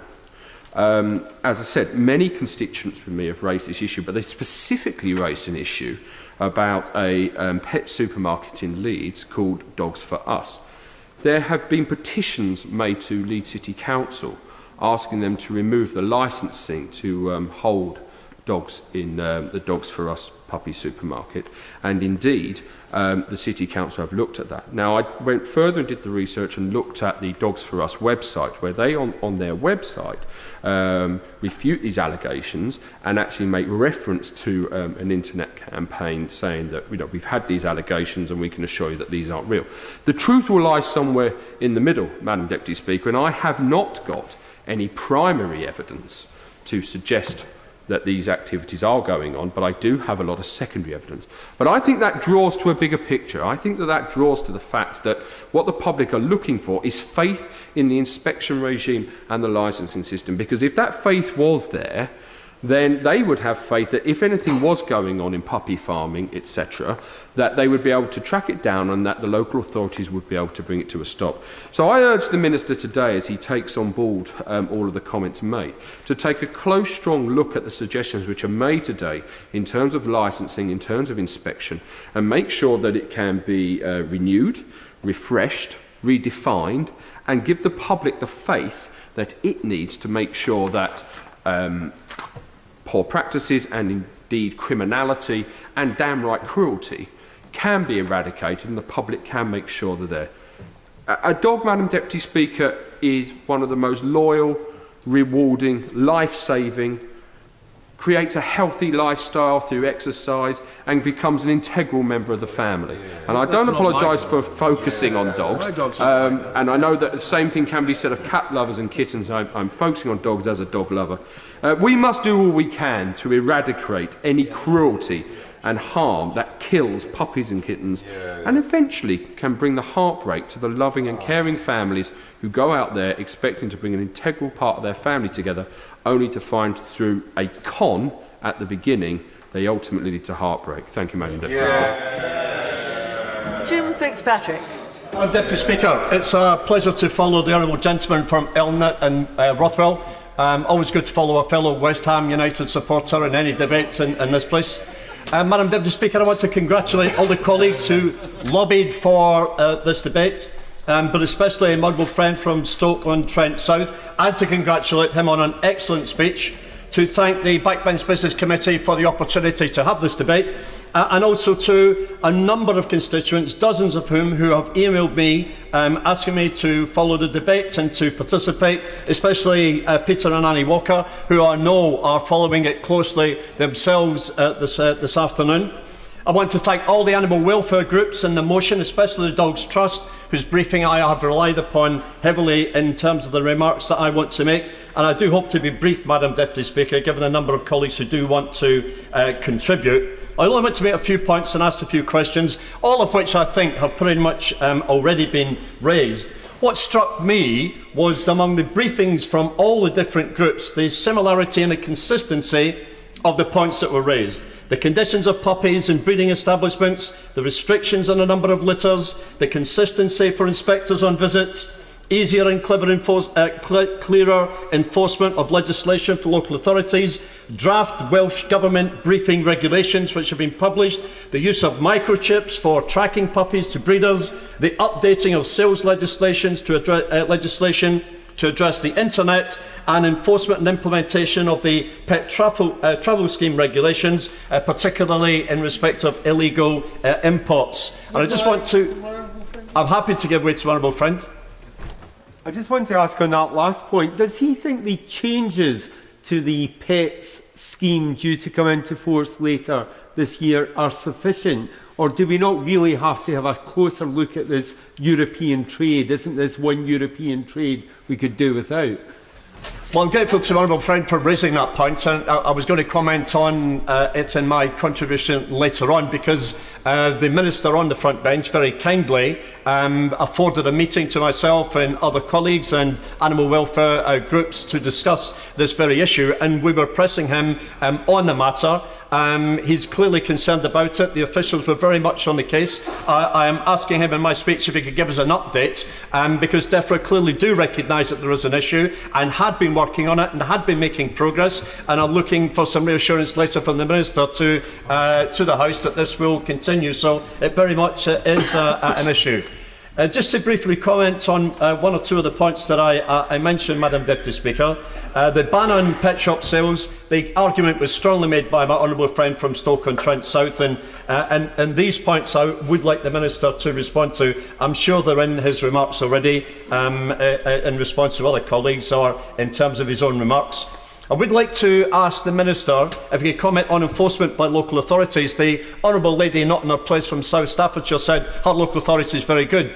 It'd be interesting to hear from the Minister if that's consistent across the piece, because it seems to be suggested that some local authorities are better than others, and what DEFRA and DCLG might do to make that more consistent.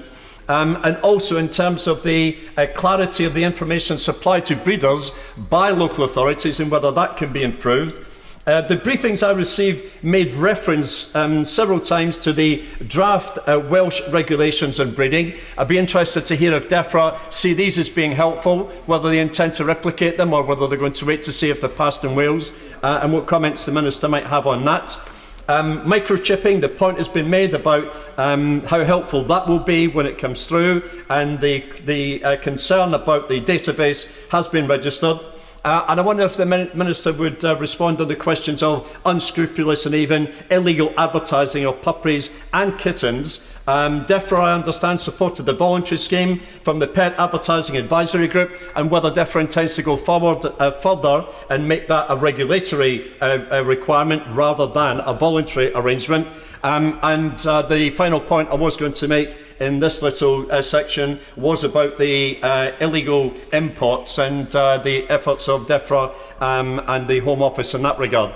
In conclusion, Madam Deputy Speaker, I just want to mention the EFRA Select Committee report. The Chairman, I'm very happy to give way to another West Ham United supporter. I'm delighted to have three in one debate, Madam Deputy Speaker.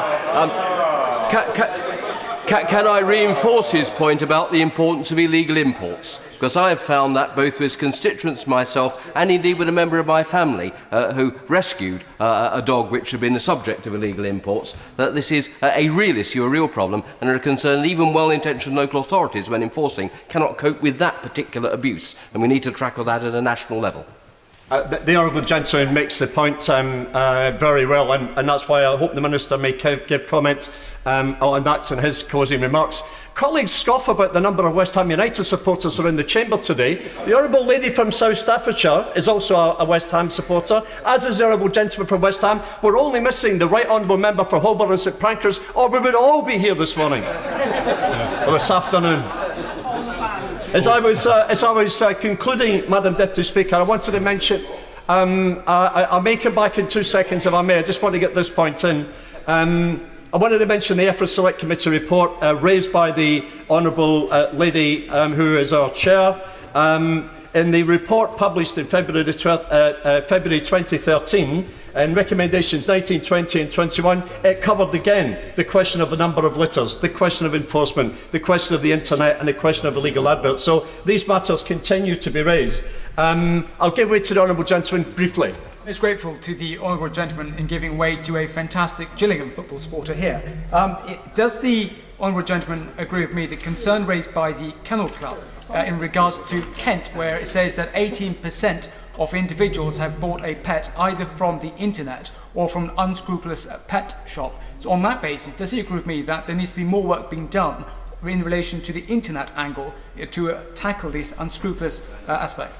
The Honourable Gentleman makes a very valid point, and again I do hope the Minister comes back to the question of the internet and indeed the voluntary agreement led by the Pet Advisory Scheme that I mentioned in my remarks earlier on. It does allow me also to mention that I have over the years got 2 dogs from Battersea Dogs and Cats Home.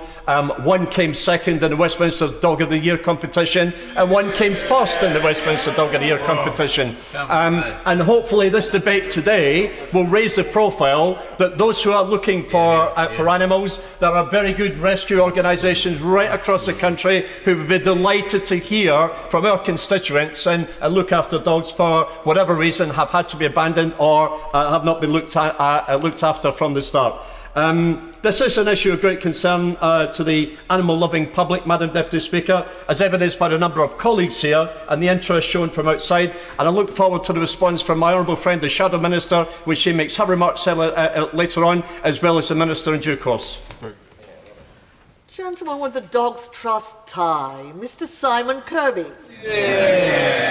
Thank you, Madam Deputy Speaker. I've been a long-term supporter of Pup Aid, and I wish to pay tribute to the work that has been carried out by Mark Abraham and many others outside this place in bringing the issue of puppy farms to the attention of the House.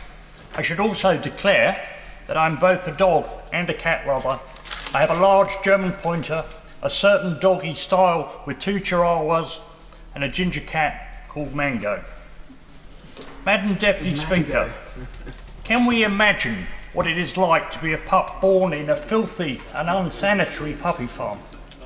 Can we imagine being separated too early from mums and brothers and sisters, to travel to a pet shop hundreds of miles away, sold en masse and treated as a commodity with little regard to animal welfare? Can we imagine what it is like to be 4 times more likely to be affected by canine parvovirus? Would the honourable gentleman give way? I will. I thank the honourable gentleman. As we're imagining what it's like in those conditions, can you imagine a human child being separated from its mother at 6 weeks? My honourable friend draws a good parallel. It's important to note that cats and dogs have no voice, and here today perhaps we can give them a voice on their behalf. Dogs and cats are loving creatures. They need parents, they need their siblings to interact with.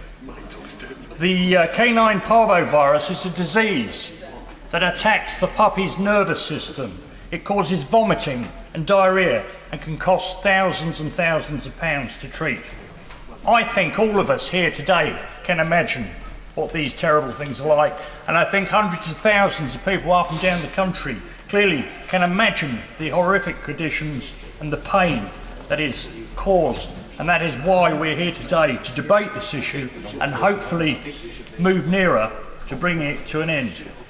The reasons for the problems are clear, and they've been outlined by other speakers very well, but it seems to me we should listen to Pup Aid, who have said everyone should ask, "Where's Mum?" to insist on a puppy or a kitten and the mother interacting, and to be aware that the absence of the mother was likely to indicate that the puppy had been bred commercially and was being sold on by a third party. It is an important issue and one we should tackle. It is an issue that the majority of animal charities, welfare organisations and veterinary professionals support. There is no justification for selling puppies or kittens in retail outlets. Puppy buyers, often unaware of the issues, need to get wise and to ask where puppy farmers sell their pups, and be aware that corners are often cut. We must urge people, dog lovers, cat lovers, to do their own research before buying, and people should preferably go to a rescue home or a breeder that they know and that they know they can trust. I will. He's making a very powerful point about the importance of seeing the mother of puppies or kittens when potential buyers go there. Does he agree with me that actually also the age of the puppy or kitten is important too, and that ideally they should be really 8 weeks old before being separated from their mother? Absolutely, I agree entirely. We've heard earlier that some puppies are separated as young as 4 weeks. Puppies need a chance to grow, to develop into the characters they will be in later life, to learn all they can from their mothers, to interact with their siblings. You know, it is totally unacceptable that they should be separated at that young age. My view, as well as the points made by Pup Aid, as well as the requirement to see the mother, we should make sure that local authorities continue to be extremely thorough in their checks on breeding establishments, and they should not be granting licences where breeding establishments even remotely resemble a puppy farm. You will have heard an earlier intervention concerning the problems of local authority funding. Does he not think this has to be addressed so there are sufficient public officials to actually examine the way these breeding establishments operate? Because without that, this travesty of justice for the animals will continue.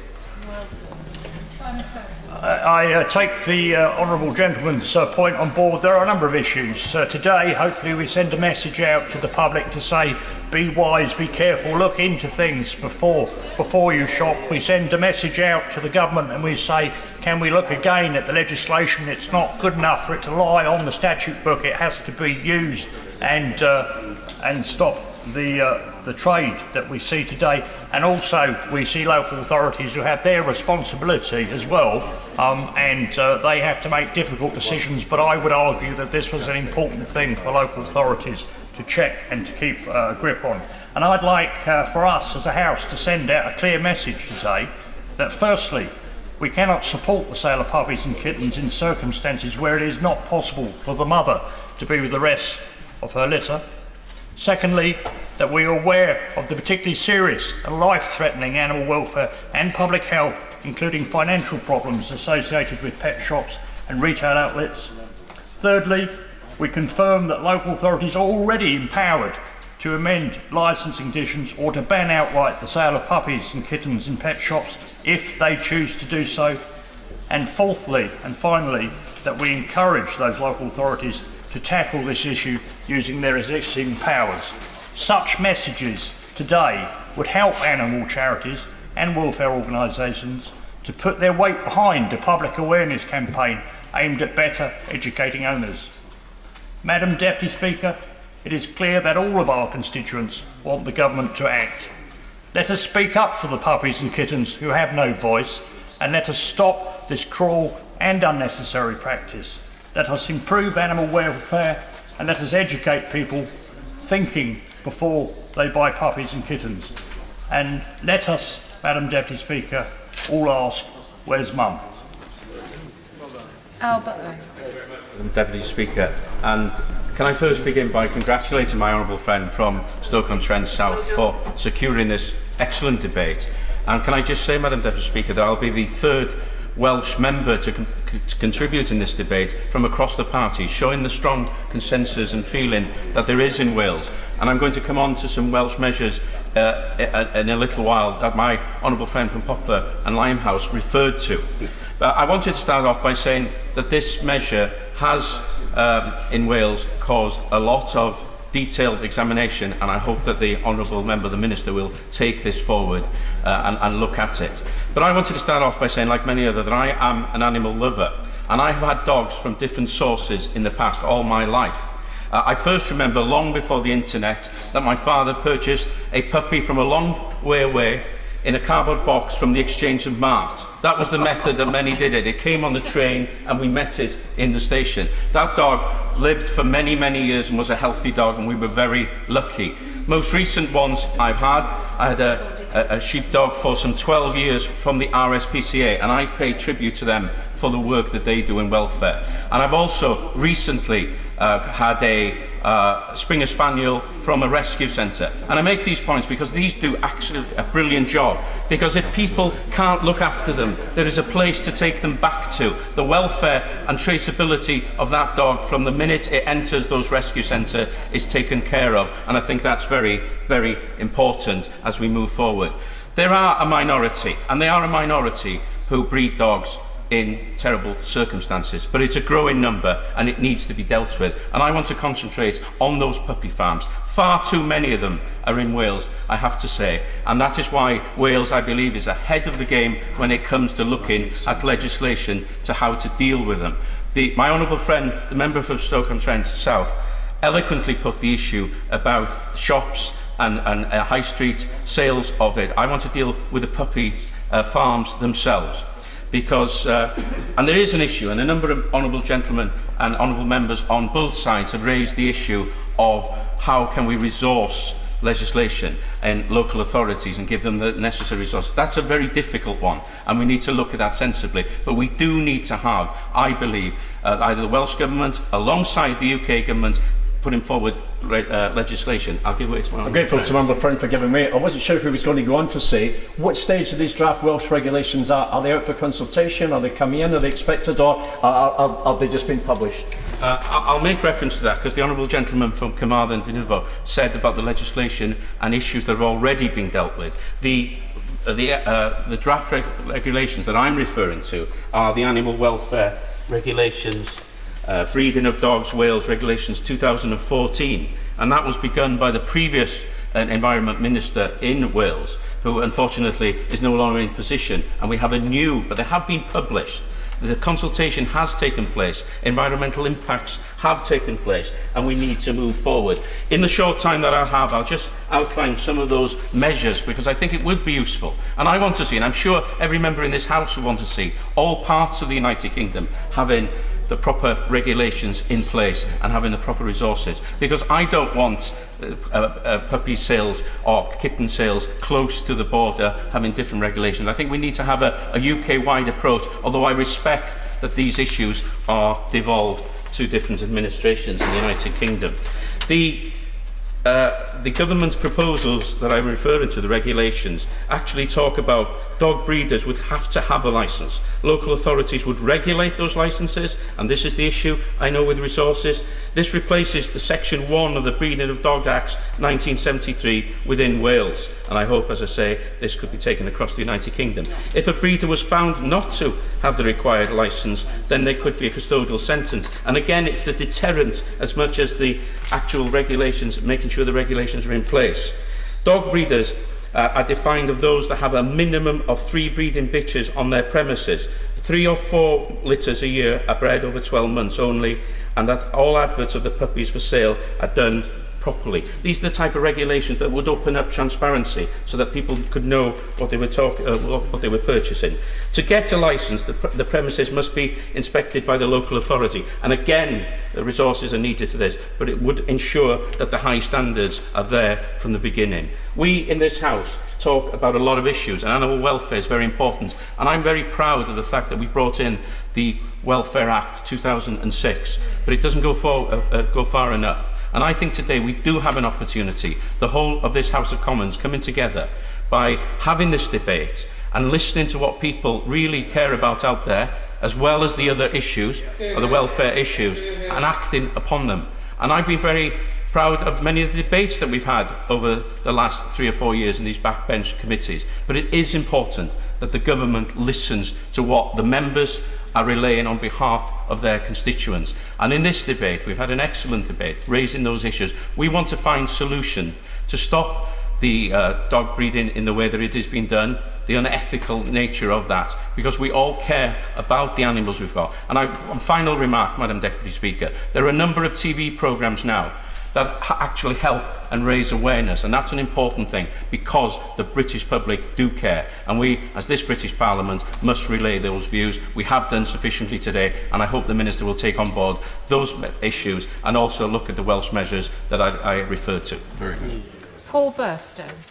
Much, Madam Deputy Speaker, and I want to start by echoing the remarks of the Honourable Gentleman who just sat down. This has been a very good debate so far. It has highlighted something that so many of our constituents feel so strongly about, and certainly, like other honourable members, I have been overwhelmed by the numbers of my constituents who were determined to make sure I was here for this debate, and I know other honourable members have felt the same and have demonstrated in their presence and their contributions today. I want to thank the honourable member for Stoke-on-Trent South for his opening remarks, for securing this debate, and the Backbench Business Committee. Like other honourable members, I am a pet owner. I have a fantastic dog called Indy, who is a Labrador Collie cross. He has the brains of a collie and the appetite of a Labrador. That's a very fatal combination, I'm sure honourable members will know. He is also currently courting votes because he's standing in the election that the Kennel Club is running for Parliamentary Dog of the Year, and that's the only canvassing I will do on his behalf during this debate. This debate is really important because it is about giving the government an opportunity to set out what it is already doing and for it to respond to the calls that are being made by honourable members on behalf of constituents to do more. And there are more things that can be done within the purview of existing legislation and regulation to make a difference to the lives of puppies and kittens and the way in which they are treated, and also to ensure the public are better informed and make better judgments when it comes to buying a dog or pet, to ensure themselves that those animals are being raised to the highest welfare standards. If we were having a discussion about farm animals, we would expect and not tolerate the sort of things that puppies and kittens often have to put up with as a consequence of the gaps in our current regulations. Now, it does seem to me that there really can be no justification today for retailing of pets and kittens through pet shops. I've had in my own constituency over the years many of my constituents who have felt aggrieved that there have not been sufficient powers to deal with this issue of inappropriate sales of such in such shops, and indeed the way in which this does provide a channel for disreputable dealers to enable their product, as it were, to be sold. And I call it a product because that's how they see it. It is the commodification of something that the public loves so much. So surely this does need to be addressed through the licensing system. And I hope the Minister can say what government is minded to do to ensure local authorities are aware of just what latitude they have when setting licence conditions for pet shops. And other honourable members have been right to highlight that. And I'm sure government, along with the Local Government Association, could do much more in that respect. And it's also, I think, a concern that these dealers do remain, and breeders do remain, in the shadows, unchecked and unregulated, when they are using shops as the way to retail their pets. Now, as well as pet shops, honourable members have already talked about this. I would describe the Wild West nature of the internet being used by unscrupulous breeders and dealers to prey, frankly, on the public's love of cats and dogs, and to peddle sick and poorly treated puppies and kittens. Now, I hope the Minister can tell us what further steps he intends to take to collaborate with the body that has responsibility for the voluntary arrangements around advertising in this area, to satisfy himself and honourable members and our constituents that that code of practice is being followed, and if it isn't being followed, what further steps could be taken to ensure that that is being properly addressed. Now, the other thing is the government should be praised for its determination to introduce chipping, and for this to be a compulsory arrangement going forward. But it will only be useful if it does provide for proper traceability in the long run, and I hope that the Minister can tell us something more about that. I would indeed.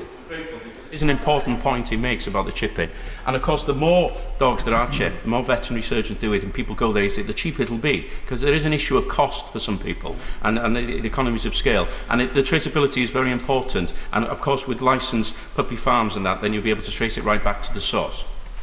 That's absolutely right, and that's why I hope when the Minister does come to respond to this debate, he'll be able to tell us more about how that scheme's rollout will go forward, and indeed those economies of scale, how they can actually make this a blessing for owners, but also a way of properly policing the way in which unscrupulous breeders go about what they are doing.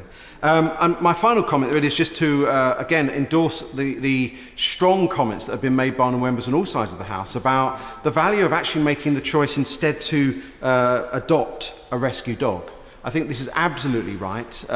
My dog Indy is a rehome dog and was quite a handful when he arrived with us.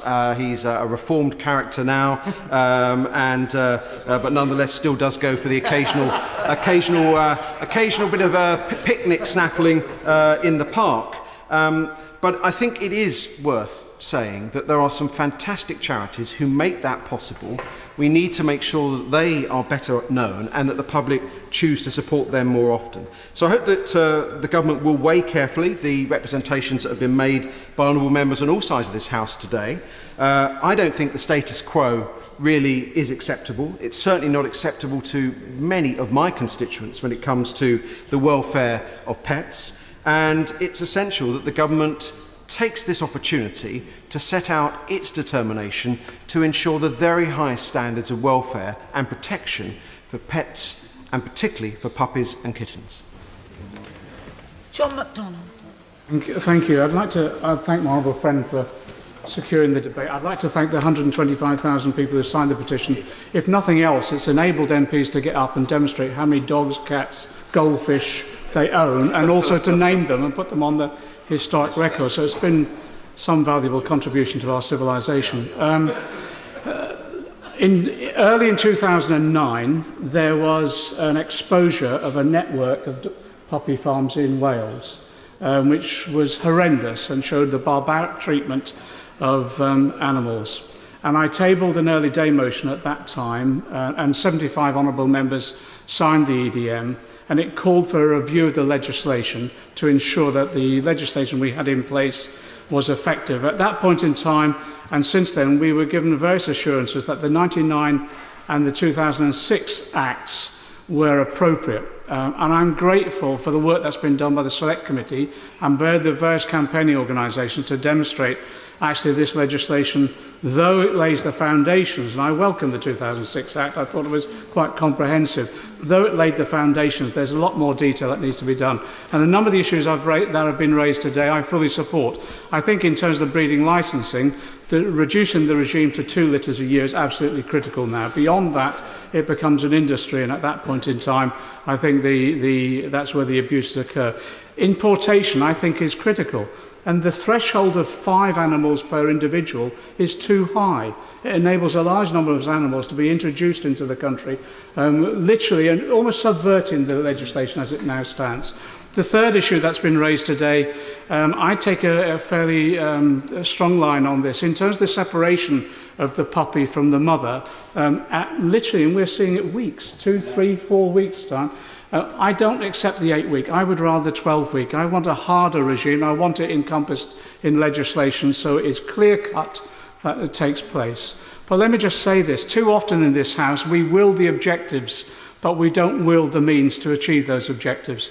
The point has been raised on a number of occasions now that local authorities do not have the resources invested in this to enable them to undertake the enforcement regime that we expect.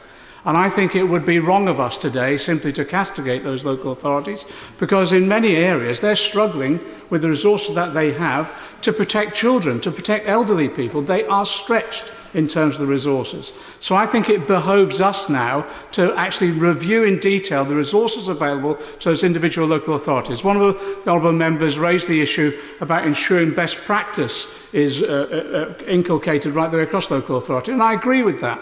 But best practice still relies upon having those expert professionals being able to go out, undertake the inspections, work with the RSPCA and the voluntary sector, advise owners as well. To be honest, some of this is about advising those who are involved in this industry and how they bring their standards up, but at the end of the day, ensuring that there's enforcement. And I get the understanding from talking to other members and talking to our own local authorities in my own area and elsewhere, actually those resources are not available. So I'd welcome the Minister really to bring local authorities in, to engage in the dialogue, maybe survey them about what resources are being devoted to this issue already, what strengthening of resources is needed, and then to bring that report back to the House so that we have properly undertaken our role, which is setting objectives, making sure there's a systematic process in place, but making sure as well that we devote the resources to tackling this particular problem. And in that way, I think we can manage a way forward. If we can't do that, all the pious words that we've said today and the eloquent speeches will be irrelevant, and we'll be back here in another 4 or 5 years with more scandals taking place, an excellent legislative regime in place, but not being implemented at the grassroots level where the resources of the implementation is absolutely vital.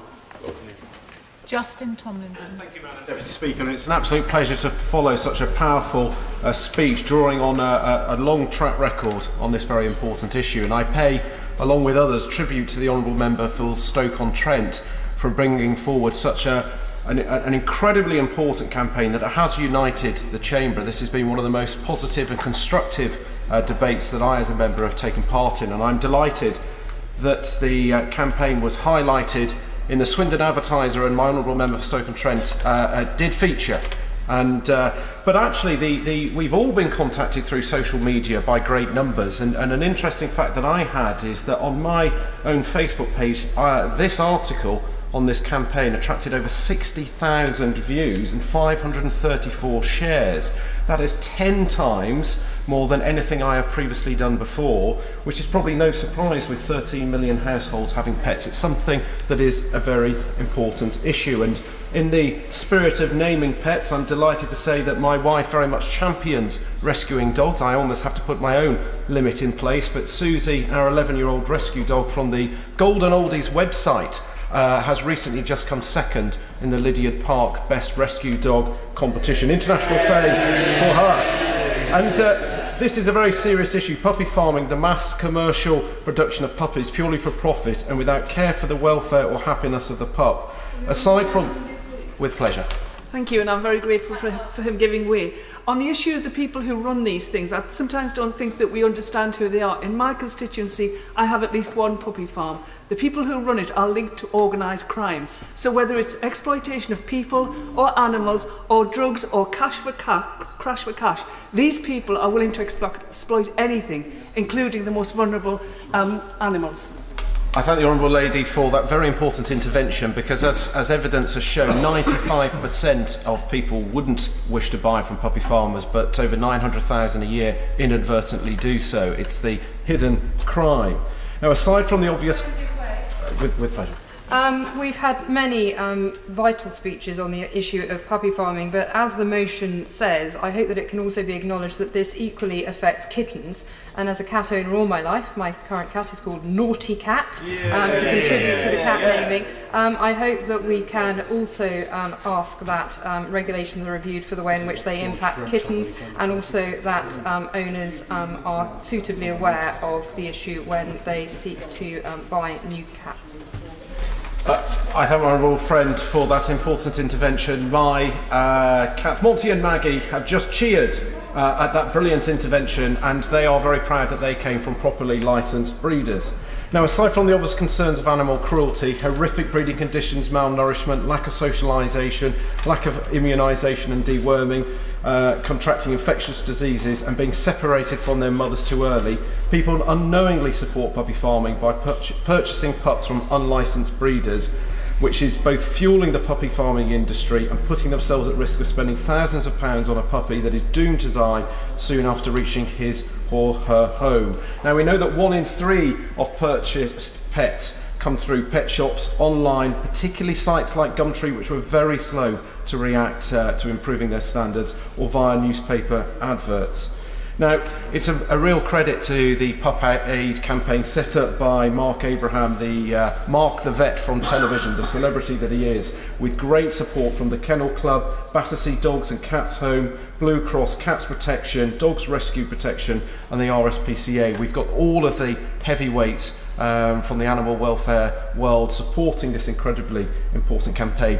And in summary, what we're looking today to see is that there should be mandatory regulation and licensing for all dog breeders in the UK, rather than just those who breed 4 or more litters a year. We should ban pet shops from selling puppies. The majority of pet shops puppies are from farms. There is no reason for this to be allowed to continue. There should be stricter adherence to breeding of dogs, of the Breeding of Dogs Act 1973. This act demands that no person may keep a breeding establishment for dogs unless owning a licence granted by the proper authority. Granting of a licence entails inspections of breeding practices and premises by a veterinary surgeon or veterinary practitioner and officer of the authority, giving consumers that confidence rather than that is supported by 95% of the British public, and also make sure that the enforcement is consistent, it's good and happens everywhere, because all too often it is patchy at best in this country. And there needs to be a stricter adherence to the Animal Welfare Act of 2006, which Pup Aid believes requires secondary legislation. I'm not somebody who would normally call for regulation, but on something of such importance and with great support from the public, I think this is one of those times that we can push for this. And this would repeal any outdated legislation and could be introduced to prohibit the licensing of pet shops or retail outlets to sell puppies or kittens where the mother is not present. Now, regulation alone is inadequate. We need to also make sure those enforcement officers are well trained and are supported, so there's more frequent and tighter inspections into the breeders. Again, giving consumers the confidence that they know they are getting what they believe they do. So, in conclusion, Madam Deputy Speaker, we need to end what frankly is a free-for-all of mass breeding of puppies and kittens, simply prioritising profit over welfare. The public want action, and I and members from right across the chamber fully support that. Geoffrey Robinson. Madam Deputy Speaker, I'm very pleased to be taking part in this debate, and as other members have done, first of all, I'd like to indeed congratulate my honourable friend, the member for Stoke-on-Trent South. He and his colleagues who have supported him so well in this have taken us into a most important debate that quite clearly strikes a chord right throughout the country. I think the people signing the e-petition, if I heard my honourable friend from Hayes and Harlington correctly, is now 125,000. And I'm very pleased to say that the names of my own family are proudly inscribed on that. We are a house of dog lovers. We can boast 3 Great Danes and disgracefully overfed Labrador, which may not, or fat Labrador, that may not be uncommon in other members' households too. And my wife has gone to the trouble of rescuing 3 donkeys, which are now 5, from various distress situations in Britain and Europe. Their only function in life seems to make sure that we keep a very organic gardening process well underway at home. But there are many humorous stories we can all tell about our own experiences with pets and in our own families, but deep in the psyche of the British people is a love of animals, and we do well to respect that, and more importantly to respond to that in any way we can. Amongst those 125,000 now, preeminent has been Mark Abraham. I think we could all agree on that, and his Pup Aid programme has hit, I'm sure, the consciences and come to the attention of many throughout our constituencies. One in particular in my constituency is Joy Yates, who has written to me unremittingly on this topic and made sure that I was here today to contribute. And I'd just like to read a short excerpt, if I may, Madam Deputy Speaker, very conscious of the time, that she sent to me most recently. She said, "Geoffrey, puppies need more than a cage, food and drink, as their emotional needs cannot be possibly met in this crucial period of development." I'm sure we'd all utterly agree to that. I will give way. Just let me finish this paragraph, and I willingly give way to the honourable member. For that reason, Pup Aid is seeking a ban on the sale of puppies in pet shops where the mother is not present. I give way to the honourable member. Right honourable member. It's like him to know that there are many people in Wokingham who entirely echo his sentiments and those of his constituents, and she's put it extremely well. Thank him very much for that intervention, Madam Deputy Speaker. Very welcome, particularly coming from such a distinguished intellectual quarter of the Conservative Party. It was up to his usual high intellectual standards. And she then urges that I attend here and debate. And I'm very pleased to be here and very pleased to add something which I may say comes from the point of view of those who wish to see practical steps taken. I noticed that he's not present at the moment. My honourable friend for Poplar was very foremost in saying we have a huge strength of organisations in support of us here. We have a string of legislative attempts to tackle different aspects of the problem, and that's all been done with the best of intentions. And we saw that really, those who took part in it, and I'm very pleased to say I had a role in that, with the Dangerous Dogs Act. And it isn't easy to legislate in this area, and I caution against early, certainly primary legislation. I know my honourable friend entirely was speaking for the opposition today, although there's no party divide on this, we're united, but speaking from our front bench on this later in the debate, agrees on that entirely. But I'm sure there is a lot we could do, again, looking at that, those series of legislations, the series of guidances given, and the responsibilities as they're defined now in local government, to sort out a plethora of different and sometimes not wholly complementary sets of guidances and regulations that can be brought together and simplified and made sure that we know who is responsible in each case for pursuing the particular aspect of the problem.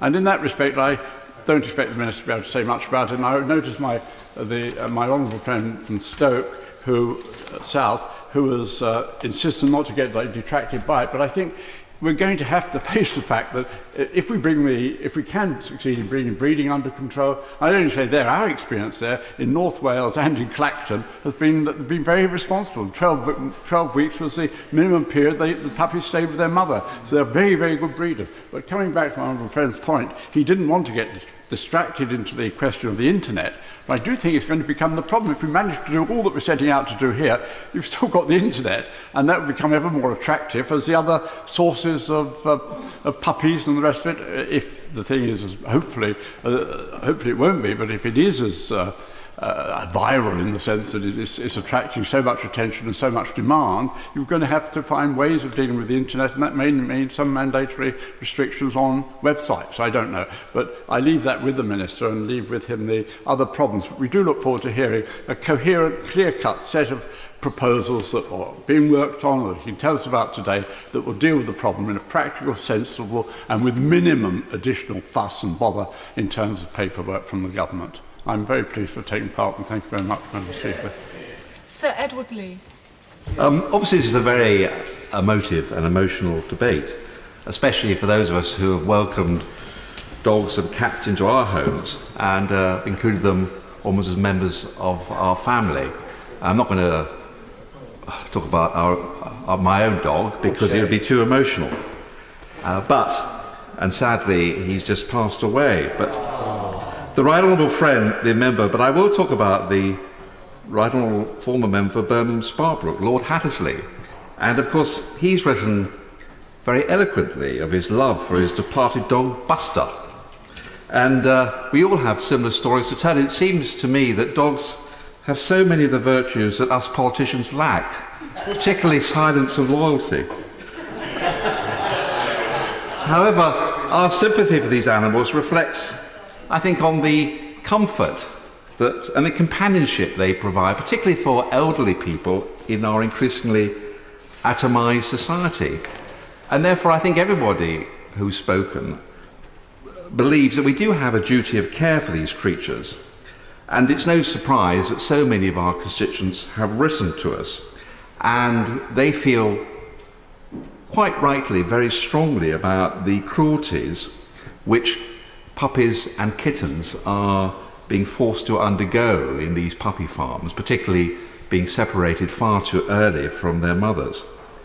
But I think also, and this is the point I really want to make in this debate, that there is an extraordinarily wide degree of legislation which is available to local authorities and to ministers already. And I think we should be very proud of the legacy of this legislation going back well over 100 years in our country. The Society for the Prevention of Cruelty to Animals was founded in 1824 by a group of zealous reformers. It included such illustrious members of this House as William Wilberforce and Richard Martin, both incidentally good high Tories. In its first year, the Society managed to bring over 60 offences to the courts, and it was awarded royal patronage by Queen Victoria in 1840. And we all know the vital work of the RSPCA. It doesn't need to be underlined, but there is so much legislation already on the statute book.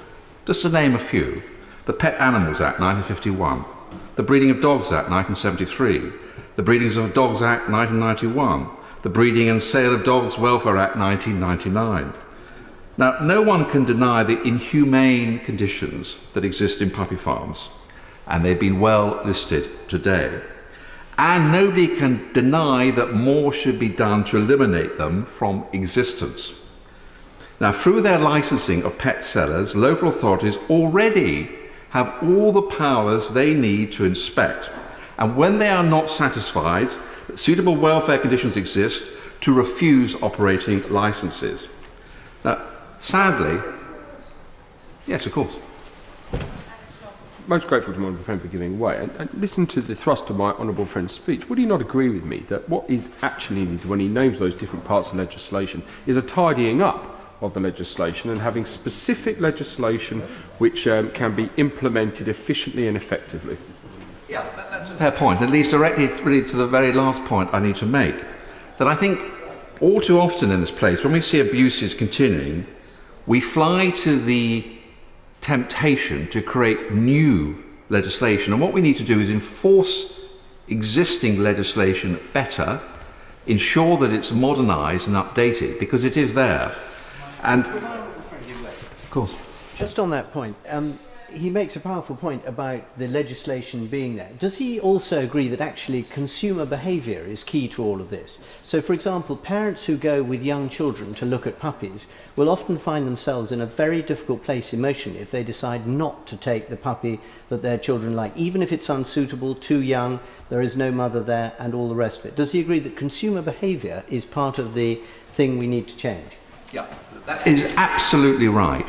And I think we've got to resist the temptation. May I just say very gently to my honourable friend for Swindon that, you know, I'm not sure it would actually be very wise simply to stop through legislation this pace pet shops selling puppies. It may be just too heavy-handed, and we've got to be very careful that we don't, because of our concern and emotion about these subjects, that we don't bring in more legislation which may be unenforceable. After all, we've got to remember that enormous numbers of puppies are brought in from without the jurisdiction, where we have very little control. So the point I make to my honourable friend for Gloucester, and I think his point is an important one, first of all, we need to enforce legislation that we already have, and local authorities have the power. Secondly, we need to proclaim this message that the secret of this, and all the organisations, charities involved in this say, and this is where they agree with my honourable friend, that the key to this is to inform the consumer. Yes, it's a consumer that must make the informed choice, as we did, to go and see the dog breeder, see the puppy with the mother. Don't buy the puppy in some halfway location. Don't go to a pet shop. Do your research. Work out that you've got the resources to look after what is a living creature. And I think if we can put that message from this debate, rather than calling for more and more legislation. Oh, well, if the Honourable Lady wishes to intervene very quickly, I'll give way. Would my right honourable friend like to explain how he would expect consumers to divine hidden illnesses amongst young puppies and kittens which they are trying to buy?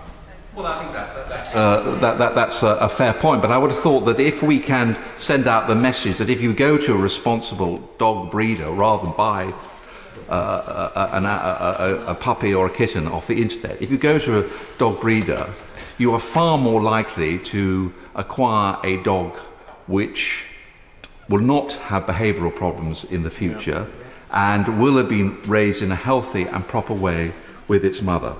So my concluding remark is that we need to explore how to better enforce existing legislations rather than add to the already deep panoply of laws and regulations. And we are, as I just say, committed as a government not to increasing regulations unless they are absolutely necessary.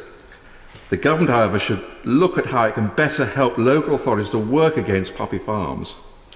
And we've got to ensure, working together on both sides of the House, that we create safe and humane conditions for animals throughout the United Kingdom. Caroline Lucas. Thank you very much, Madam Deputy Speaker, and I'm grateful for the opportunity to speak in this debate and would want to offer my congratulations to the Honourable Member for Stoke-on-Trent South for his persistent campaigning for stronger regulation of the sale of puppies and kittens. As many other honourable members have said, puppy farming is a horrendous business where dogs are kept for the whole of their lives, often in small, dark, often filthy kennels, and used essentially as breeding machines. They have no chance to express their normal behaviours, and many suffer from untreated illnesses. They really are, in a sense, factory farms for dogs. And so I do think we need to grasp this opportunity to put an end to the barbaric practice of puppy and kitten farming once and for all. And we know that there are some key measures that we could decide to take today that would make significant steps towards achieving that. And that's why I want to add my voice to the very many others who are asking the government to take what steps they can today. I want to add my strong support for the measures set out in this motion, but I also first want to pay my own tribute to someone who a number of honourable members have mentioned, someone who has been a real driving force behind this campaign, and that's the Pupaid founder and Brighton-based vet, Mark Abraham. His contribution to ending puppy farming and animal welfare more generally is hugely impressive, and he's helped to assemble a formidable coalition that we've already heard a lot, but a coalition including the Blue Cross, the Dog Rescue Foundation, Dogs Advisory Council, Dogs Trust, the Kennel Club and the RSPCA. Add to that, as we know, around 125,000, I think people said, well, there's the latest figure of the number of people who have signed that petition. I think it's clear the strength of feeling across the country that we should be doing more to act in this area. As a rescue dog owner myself and someone who got that rescue dog from a very wonderful RSPCA centre in Brighton, I want to add my voice to those of the very many Brighton residents who've taken the time to write and often to share their photographs too, to share their concerns about puppy farming. I wanted to mention a vet that I've been speaking to, because what concerned me about that was that she was saying that in her experience this is a problem that is actually becoming significantly worse. And in her view, it won't change without some kind of intervention or regulation. She's... Yes, I will. We've already concerned about puppy farming, but it's in terms of tackling it, yes, one way in terms of banning puppy sales, but is that not just the tip of the iceberg? And we need to go to the supply issue, and at the core is a supply of transportation from other jurisdictions. Should we not really look at the enforcement and the proper enforcement about cruel transportation of puppies? I thank the Honourable Member for his intervention, and I certainly agree that we do need to do that. What my concern is slightly that, from some honourable members at least, we're being asked to look at other issues, which we certainly should, but that shouldn't be at the expense of doing what we can do here today. So I would completely take on board things that I think, for example, the Right Honourable Member for Gainsborough was saying about you know, the way in which animals come from other jurisdictions or they're coming via the internet, and maybe that's a harder nut to crack right now. But that doesn't mean and shouldn't mean that we don't act now to take action when it comes to the pet shops, to the garden centres and so on. So I do agree that this is not going to be a panacea, it's not going to be a silver bullet, but it is something that we could do relatively straightforwardly, and I think we should do it because we can do it and it would make a difference. I was speaking, Madam Deputy Speaker, about the vet who'd raised in particular her concerns about pedigree puppy farming, which can result in particularly grim conditions. Genetic problems range from serious breathing difficulties to chronic lifelong skin allergies to crippling joint problems. And the real concern, I think, is that some of these problems, for example, around obstructive airway syndrome, are actually seen as normal by those who are willing to put looks and fashion before animal welfare. A price tag of over £1,000 is not uncommon for breeds like pugs and bulldogs, and the inevitable outcome is more breeding to meet more demand. In some breeds of bulldogs, she was explaining to me that the majority of bitches cannot give birth naturally and they need a caesarean to deliver puppies. And they were explaining that they've come across breeders who are so willing to put their dogs under repeat surgeries so that they can keep breeding them for as long as it's profitable and literally breed these dogs to death. Now, of course, some of the responsibility should stop with the consumers who are willing to pay to purchase dogs from puppy farms and bad breeders. And that's why I welcome the fact that the motion does talk about the importance of raising awareness. But I do think that many people simply are not aware of this issue. They don't know that if they're buying a puppy from a pet shop, that it could have come from the kind of grim background that we're describing today. So, yes, raising awareness is massively important. The role of local authorities is massively important, and I would underline again the importance of making sure that local authorities are properly resourced to do the kind of welfare checks that they have the right to do. But all of that doesn't take away from the fact that the government needs to act as well, and that's why I think the vet that I've been referring to again says that she doesn't believe that the problem will go away anytime soon without some kind of intervention or regulation. And so, Madam Deputy Speaker, I will just simply conclude by saying that I think there is a case for overwhelming action today. The fact that we can't do everything doesn't mean that we shouldn't do anything. And so I hope very much that the government will listen to the strength of feeling right across the House and the strength of feeling right across the country and take the measures that are within his power to do very, very swiftly. Andrew Turner. Thank you, Madam Deputy Speaker. I'll keep my remarks brief. I'm very concerned that a number of people no longer think that owning a dog or indeed any pet is a serious long-term commitment. That is shown by one statistic on dog ownership in the UK. According to the RSPCA, 1/5 of those who bought a puppy in the last 2 years now no longer own that dog. The definition of a commodity is a marketable item produced to satisfy consumer wants or needs. But puppy farmers only consider the wants or needs of the consumer. The wants or needs of their marketable item are irrelevant. Mr. Speaker, Britain is known across the world as a nation of pet lovers, but allowing the battery farming of puppies is cruel to the bitches involved and to their puppies. They are too frequently taken away from their litters far too early, unsocialised, traumatised, and with health and temperament problems. And with such a poor start in life, there is little wonder that they do not always settle easily into the families that buy them with such great hopes. By allowing puppies who should become much more loved family members to be traded as a commodity is not only the dogs that lose out. The people have also lost money, but many will also have lost their faith in dogs. And it is the RSPCA, the Dogs Trust, and smaller dog rescue charities such as Friends of the Animals and Bracken Dog Rescue on the Isle of Wight that pick up the pieces. All of those excellent charities know only too well that puppy farms add to the problems. There are too many dogs, many of whom are still young, who need good, loving homes, and they are harder and harder to find. So we should look carefully at reducing the number of litters. Many people think that 2 a year is the appropriate maximum, the appropriate number to have licences, rather than 5.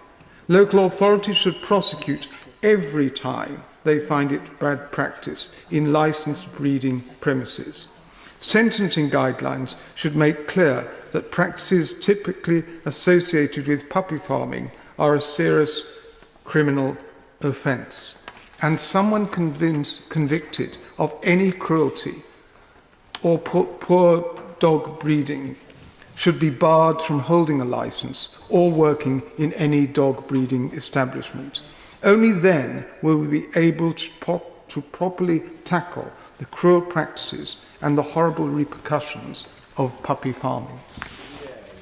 David Ames.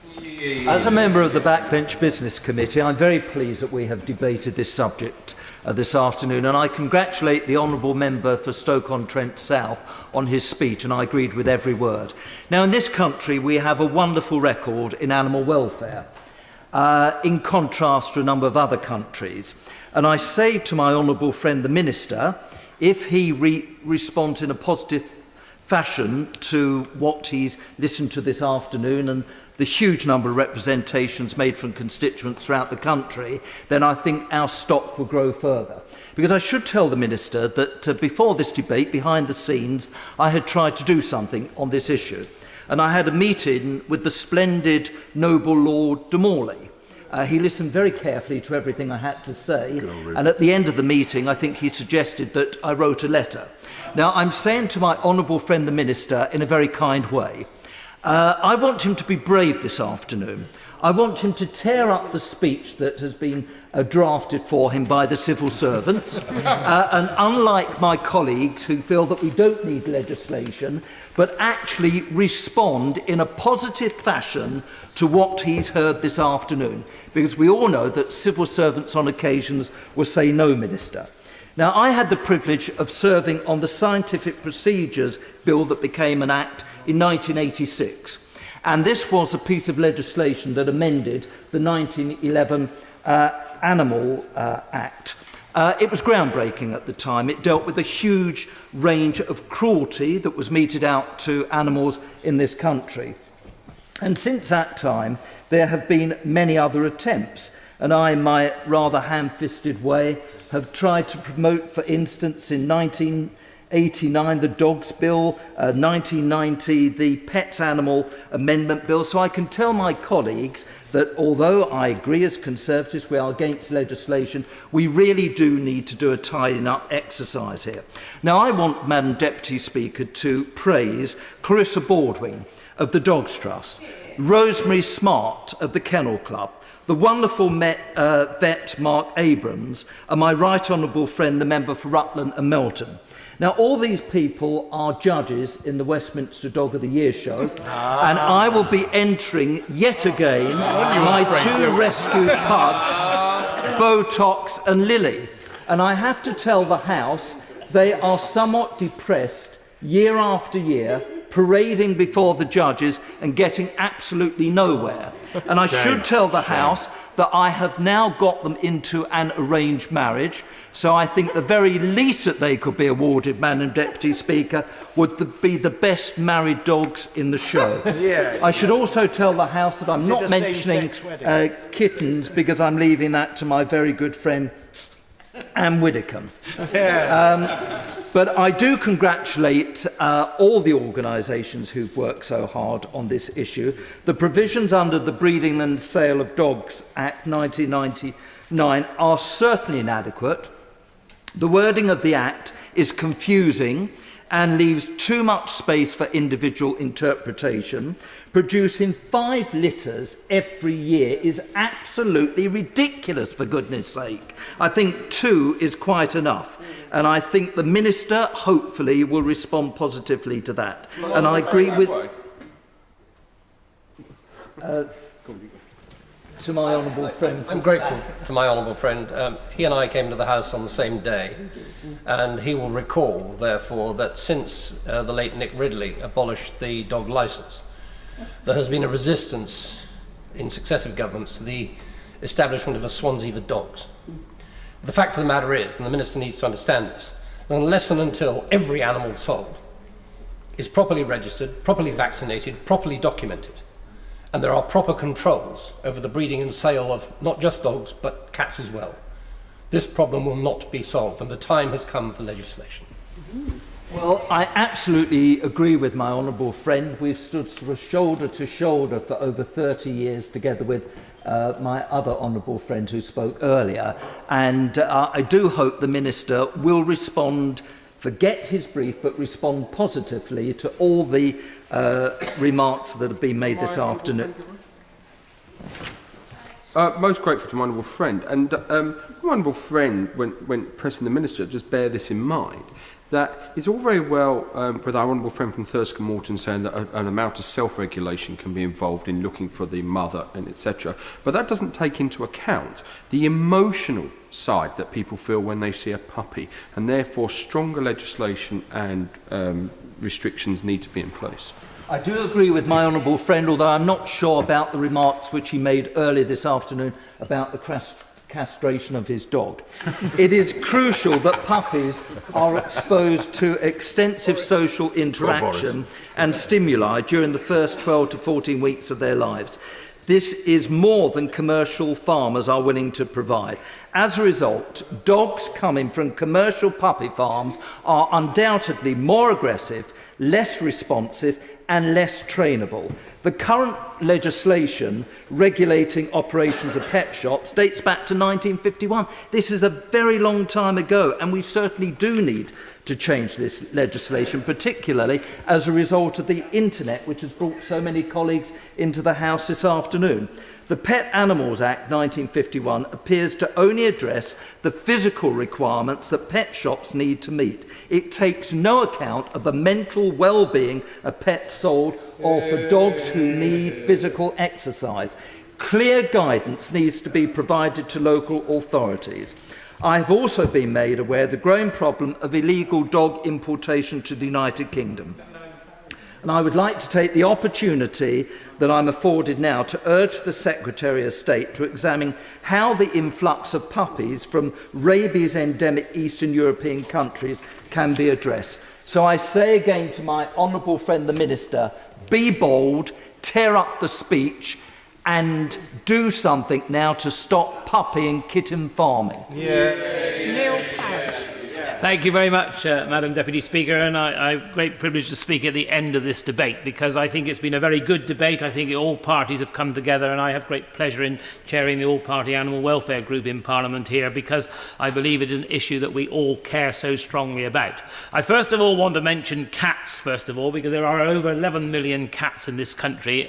Blue Cross and Cats Protection League are taking in between 4,000 and 5,000 stray cats and kittens a month, so it just shows the scale of problems not only with puppies but with kittens as well. And also young kittens taken away too quickly from their mother, well, not only is it bad for their welfare, it's probably most of those will depart this world because of health reasons. So I think we just have to be absolutely clear about this.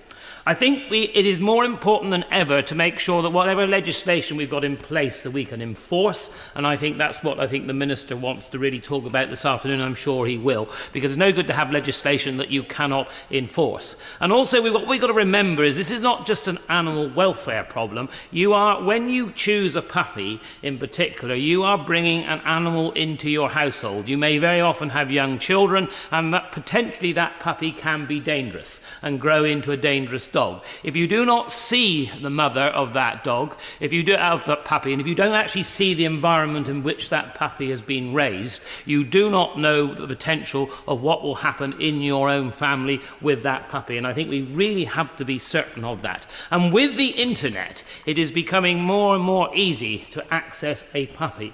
And if you go along and buy a puppy and your child picks his puppy up and loves his puppy, it is very difficult for you to say you're not going to buy that puppy. And not only would it be perhaps difficult from a welfare and behaviour point of view, it may be suffering from many diseases because it probably hasn't had the proper inoculations and it hasn't been dealt with properly, whether it's come from a puppy farm that is badly managed or whether it's come from Eastern Europe, because there is another problem which lies, and of course the Honourable Member for Southend West mentioned the fact that you have rabies in these countries. There is also a disease problem as well. We have got to act on all these issues in order that we protect people from buying the wrong type of puppy or kitten. Also, of course, we live in an age, and I'm not against designer dogs, the cockapoo and the labradoodle, but you see, these dogs are very expensive. And so therefore people decide they want this type of dog.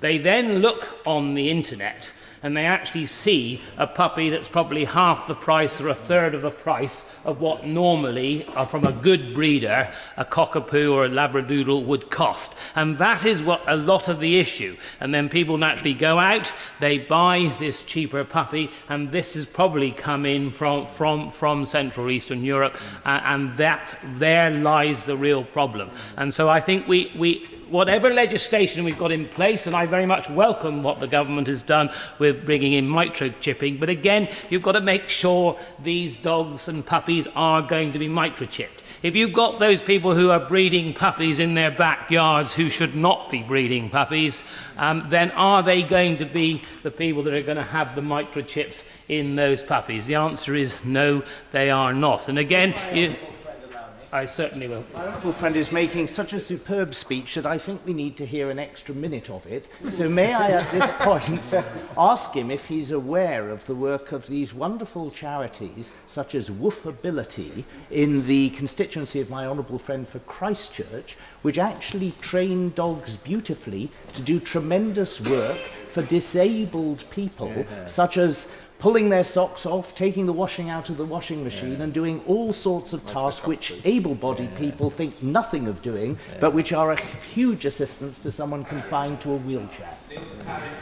My honourable friend makes a very good intervention, because not only is it would help people that are unable to do these jobs for themselves, it also highlights to me how much the dog is a part of the family and part of an individual's life. And many elderly people, the dog becomes their absolute life. And so therefore, if they lose a dog and then they go out and buy the wrong type of puppy that is diseased or has huge behavioural problems, then that becomes a huge social issue as well. So I think it is absolutely imperative that we deal with the situation that's in front of us. And I think the Minister has many parts in his armoury that already, but I think what is not done enough of is actually enforcing what is actually happening in this country. How much are we tracking through ports of Dover or where else that the vans that are coming in with illegal puppies? Are we actually checking on them? Do we actually know what's coming in? Do we actually know that? Are we checking the microchips that are there in the existing dogs? Because if you actually talk to Battersea Dogs Home and Blue Cross, you'll find that if they have puppies and dogs that come in with microchips, only a third of those are accurate as to where they've been linked to. And so therefore there is need not only of making sure that we have the puppies properly microchipped, that we do have the national database and we are able to trace where those dogs have come from, because we can't actually ignore the situation, because I rather fear the situation will get worse, because people have got so used to going onto the internet to buy clothes or shoes or whatever, and unfortunately people then decide they can do the same with buying a puppy. So we've made very strongly in this House from all sides this afternoon the argument that, for goodness sake, when you're buying a puppy, make sure you know where it's come from, you've seen its mother, you've actually seen where it's been bred, you know how the mother behaved, so therefore you're bringing that into your home so that you can have a successful and a loving pet, because that's what the people here in this country believe in, and the vast majority out there actually do a good job. But we've got to make sure the rogues in our society, and they are there, we are actually stamped down on, and stamped down very strongly. Thank you. Angela Smith. Thank you, Mr. Speaker. It's a pleasure to speak in this debate today on the very, very important subject of the sale of puppies and kittens, and the related issues around puppy farming and so on. Before I make my contribution, may I pay tribute to the Pup Aid campaign, as indeed I think every contributor to the debate today has done, and especially my honourable friend, the member for Stoke-on-Trent South, who has led the way in Parliament on this issue, and who has illustrated today very clearly the problems we face in relation to the trade in the breeding and sale of puppies and kittens. I also pay tribute to Mark Abraham, as indeed most people have done today, most colleagues have done today, the TV vet who has been tireless in his campaigning on the issue, and I've worked very closely with him over the last 2 years or so, and can certainly absolutely confirm the great contribution that he's made to this debate. Indeed, it's impossible to be anything other than impressed with his commitment to the cause of animal welfare. Pup Aid has run a very successful campaign with over 100,000 signatures secured for its e-petition, hence, of course, the debate that we are having here today. This alone is testimony, I think, to the success of the campaign and the importance of the issues that it raises, as is, of course, the number of honourable and right honourable members who have contributed to the debate this afternoon. And we have learnt a great deal this afternoon, Mr. Speaker, about colleagues' opinions on this issue, members' opinions, and indeed about their pets as well. Mr. Deputy Speaker, the government's record on these issues so far is, if I'm frank, disappointing. But I do hope that the Minister will take the opportunity this afternoon to correct that situation, and indeed do as the Honourable Member for Southend West indicated, and give us some really positive movement on these issues. Puppy farming is widely perceived to be more and more of a problem, while at the same time the importation of puppies has increased massively in recent years. For example, in 2012, the importation of dogs from Hungary increased on the previous year by over 450%, and from Romania by over 1,150%. Coupled with these rises, we are also seeing online sales of puppies and kittens increase significantly, which must be a major concern to anybody who thinks that animal welfare is an important issue. And yet we've seen very little so far from the government by way of a response to this very wide range of issues, including, of course, the sale of puppies and kittens in retail outlets. But it's worse than that, because the government has also failed to get properly to grips with the wider dog welfare issues relating to dog control and responsible ownership. And yes, while measures such as the prosecution of owners whose dogs attack on private property are welcome, and indeed we pressed for them, it has to be said that the government dragged its feet for long enough on all of this and took far too long to get these measures onto the statute book. Mr. Deputy Speaker, if we are to respond effectively to the issues raised today in relation to the breeding and sale of puppies and kittens, then we need to take a comprehensive approach to tackling the problem. This is because the challenges raised by the sale of puppies and kittens in pet shops represents only the tip of the iceberg as far as any concerns about animal welfare standards are concerned.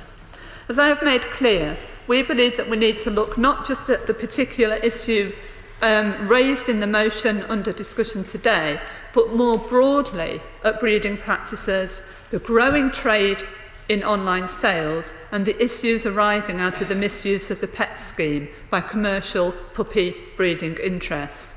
And we are committed to doing just that, to working with animal welfare organisations and other stakeholders to review the trade in the breeding and sale of puppies and kittens, as indeed my honourable friend, the member for Washington and Sunderland South, indicated earlier.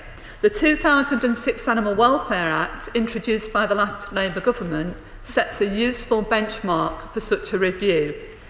Labour remains proud of what it achieved with this legislation, which for the first time, and this is a really important point, embedded in statute clear standards relating to the welfare of domestic animals. Yes. The 5 tests set out in the Act are now taken as a practical template for animal welfare assessment, and we will use this legislation as the right starting point for our review. Mr. Speaker, this has been an excellent debate which has given a very necessary airing to the growing problem of the irresponsible breeding and sale of puppies and kittens.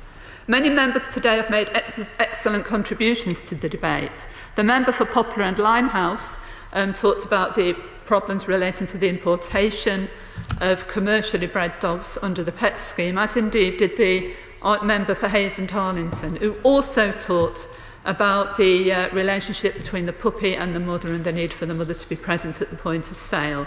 He also, the member for Coventry North West, talked about the emotional needs of puppies, and the member for Annis Morn talked about the measures being taken by the Welsh Assembly, and indeed we look forward to hearing more about that. The member for Sheffield Heeley talked about the trade in breeding and sale and the need for the highest welfare standards. I want to conclude my remarks, however, by paying tribute to the wider animal welfare movement, which has worked again tirelessly to highlight the issues raised today, and indeed in some instances has attempted to establish creative responses to them. The RSPCA, for instance, has campaigned vigorously to draw attention to the abuse of the pet scheme, and has also worked very hard to establish the case for a review of the current status of the standards applying to the breeding and sale of puppies and kittens. The Dogs Trust has led the way with its campaign for compulsory microchipping, and has also played a key role within the Pets Advertising Advisory Group to establish new, higher standards for adverts on websites. May I also take this opportunity to mark on the record the contribution made by Clarissa Baldwin, the outgoing and long-serving, very long-serving Chief Executive of the Trust, for her outstanding contribution to dog welfare. And finally, I pay tribute to the Kennel Club, which 10 years ago developed an assured breeder scheme and which now has 8,000 members. But the case for a comprehensive review of standards in the breeding and sale of puppies and kittens is clear. A review which will have at its heart the welfare of these animals. They deserve nothing less, and as a society which prides itself on our attitudes towards animal welfare, we must not let them down. Well done. I call the Parliamentary Under-Secretary of State at the Department for Environment, Food and Rural Affairs, Mr. George Eustace. Thank you very much, Mr. Speaker. And can I begin by congratulating the Honourable Member for Stoke-on-Trent South. I know he's been a very long-standing campaigner on these issues, and I'm sure he'll recall, as the Honourable Member for Thursk and Malvern said, that I pursued these issues myself while being a member of the Select Committee. It would also be remiss of me not to mention Mono, my now deceased previous pet dog, who was a rescue dog from the RSPCA, who, like many others, was a wonderfully dedicated friend, albeit with some behavioural issues. I wanted to firstly just say a little bit about some of the areas that the government has made progress on these issues. Firstly, in tackling irresponsible owners. We've increased the penalty for serious dog attacks. We've also enabled it to be an offence for there to be a dog attack on private land. And we've also tightened the law when it comes to dog attacks on guide dogs, and we've introduced compulsory chipping. But I recognise that the theme of the debate today is about something different, which is the welfare of puppies. And I've always been very clear myself that making sure we look after the welfare of puppies, making sure they're properly socialised, as many honourable members have mentioned, is absolutely crucial to the behaviour of those dogs as they grow up and mature.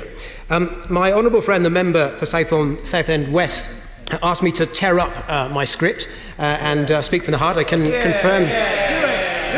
can confirm that I never asked for a script in the first place. I've scribbled some notes of things that members have said, and I want to use the time that I've got to deal with as many points as I can. Firstly, on the issue of pet passports. I can confirm that a new EU regulation is tightening the rules on the EU pet passport scheme. In future, from December this year, it will no longer be possible for a dog under 12 weeks of age to be vaccinated prior to being transported under the pet passport scheme. There is then a 3-week period that the puppy must remain in residence before it can be moved. In practice, that means that from December this year, no puppy or dog will be able to be lawfully transported to this country under the pet passport scheme unless it is at least 15 weeks old. I also wanted to deal with the issue of the internet, which many honourable members have raised, and I think they are absolutely right, because the biggest concern raised with us by the animal welfare charities is not so much actually the problem of puppy farms, it's more the problem of backstreet breeders who are completely unregulated, completely unlicensed, and in many cases are people who are totally not right to be breeding dogs at all, and in the worst cases actually maltreat the puppies to make them violent and give them violent traits for so-called status dogs. I think this is a major concern, and it's why at the end of last year my noble friend the Lord de Morley brought together a group under the Pet Advertising Advisory Group. They put in place a voluntary code that has been running since the beginning of the year, and I can tell honourable members today that since that code was put in place, 100,000 adverts have been removed from the internet. And I pay tribute to the work done by those internet companies that have acted responsibly here, and also all the volunteers who've taken part in moderating the internet to ensure that we can get this. I hope honourable members will understand that continuing to make progress on the internet, given that we've had 100,000 adverts removed in the last year, continues to be our main priority, given the scale of the problem there. I also wanted to touch on the contentious issue of the 5-litre threshold, which my honourable friend, the chairman of the EFRA Select Committee, raised, and she's right. When I was on the committee, we highlighted some concerns around the fact that the 5-litre threshold was too high. As many of those honourable members who followed this will know, the Breeding and Sale of Dogs Act 1999 actually states that anyone carrying on a business of breeding and selling puppies must have a licence, irrespective of the number of litters they have. However, there was then a second clause, always intended as an anti-avoidance clause, that says irrespective of who owns the puppies on a particular premise, they must have a licence if there is more than 5 litters. And that was to prevent people claiming that some of the dogs belong to their brother or their sister or their father or whatever. However, what's been apparent is that over the last few years, or even since it was introduced, local authorities have taken that 5-litre threshold to be the threshold to work to. And this has been something of a mystery, which we managed to solve last night, because I can say that the reason for that is that at the time that the Act was put in place in 1999 under the last government, the Home Office sent around a circular indicating to local authorities that actually 5 litters in most situations should be taken as the threshold to use. I think I'm going to just finish this point. Since that time, I think it is fair to say, from all of the representations made during this debate today, from the recommendations of the EFRA Select Committee, that is the wrong way to interpret the legislation. Those who are carrying on a business of breeding and selling dogs should require a licence.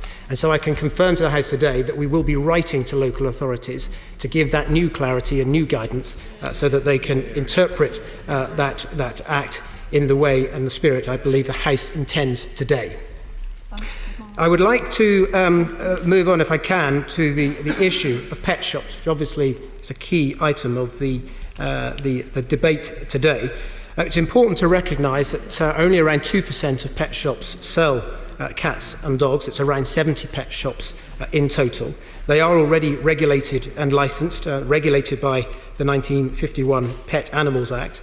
I know that the Honourable Member for Stoke-on-Trent South asked me to clarify whether local authorities have the power, in addition, to place restrictions on which animals can be sold at a pet shop licensed establishment. I can confirm today that that is the case. They do have the power to restrict the number of animals that can be sold. He asked about the ambiguity and contestability that some people had raised with him on that particular issue. And I ought to just clarify that the intention of that provision is for local authorities on a case-by-case basis to judge whether a particular premises is suitable for a particular animals to be sold. So it is not necessarily for them to change the law, but it is for them to make a judgment and to have considerable discretion to make a judgment about whether it's appropriate for certain animals to be sold on their premises. I also wanted to move on because I'm conscious that the Honourable Member for Coventry North West, I think, made a very important point, which is there is much that can be done within the existing regulations. I agree.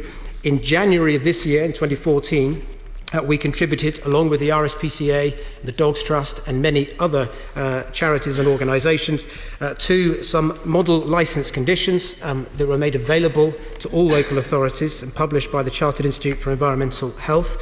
These included 50 pages of recommendation to the sorts of conditions that should be included in a licence for a dog breeding premises. It did include quite strict provisions on the need for social interaction with humans, and that they should have interaction with humans for the whole of the day if they were there all of the time. In addition to that, in September of last year, September 2013, we also published some model conditions for pet vending. These too set out some strict conditions for pet shops about the need for interaction with staff and humans, and it actually recommends quite specifically that there should be at least 4 times a day when a human spends at least 20 minutes with the puppies that are on sale. So there are some quite important, I think, guidance that we have already put in place on these issues.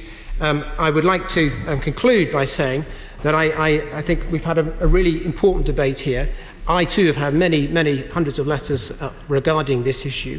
It's something that's clearly of great importance to the country. We've got 8 million dogs in this country, and we are a nation of animal lovers. I will give way very briefly. Sorry to interrupt him. Before he concludes, could he respond on the issue that was raised by several members with regard to local authority resources? Well, on the issue of local authority resources, all I can say is actually I think one of the things about the internet is it makes, for some local authorities, it will make it easier for them to identify where they've got a problem. And one of the things we've done in the new code agreed with the Pet Advertising Advisory Group is that where a licence is held, it must be advertised, and where it's not, contact details should be advertised. And this gives local authorities a ready way to identify where they have the most serious problems. So in conclusion, Mr. Speaker, I think we've had a really good debate, an important debate. The government's really committed to improving animal welfare. I am on a personal level, and I hope the comments I made today will help reassure the House that the government is doing a considerable amount to move this item forward. To wind up the debate, Mr. Robert Flello. Thank you, Mr. Speaker. First of all, can I just congratulate all honourable and right honourable members who have taken part in today's debate for the important contribution that they've made, I think, to moving this forward. I think the weight of feeling that I think we've heard expressed in this chamber, I hope sends a very clear message. I think the Minister has heard that message, that actually more needs to be done now. I welcome the clarification that local authorities can act if they feel it is inappropriate in their particular local authority areas for pet shops to sell puppies and kittens, if I've heard him correctly, that they can use the powers under the 51 Act if that's the decision that's taken to stop that. If I can ask him and urge him if he will actually, as part of DEFRA, write to those local authorities, perhaps in conjunction with DCLG, to point out to them that they have that act, that ability to do so. But I would just while mentioning the 51 Act, just highlight the fact that a number of honourable members, right honourable members, have said that the legislation is fine, it's just a matter of enforcement.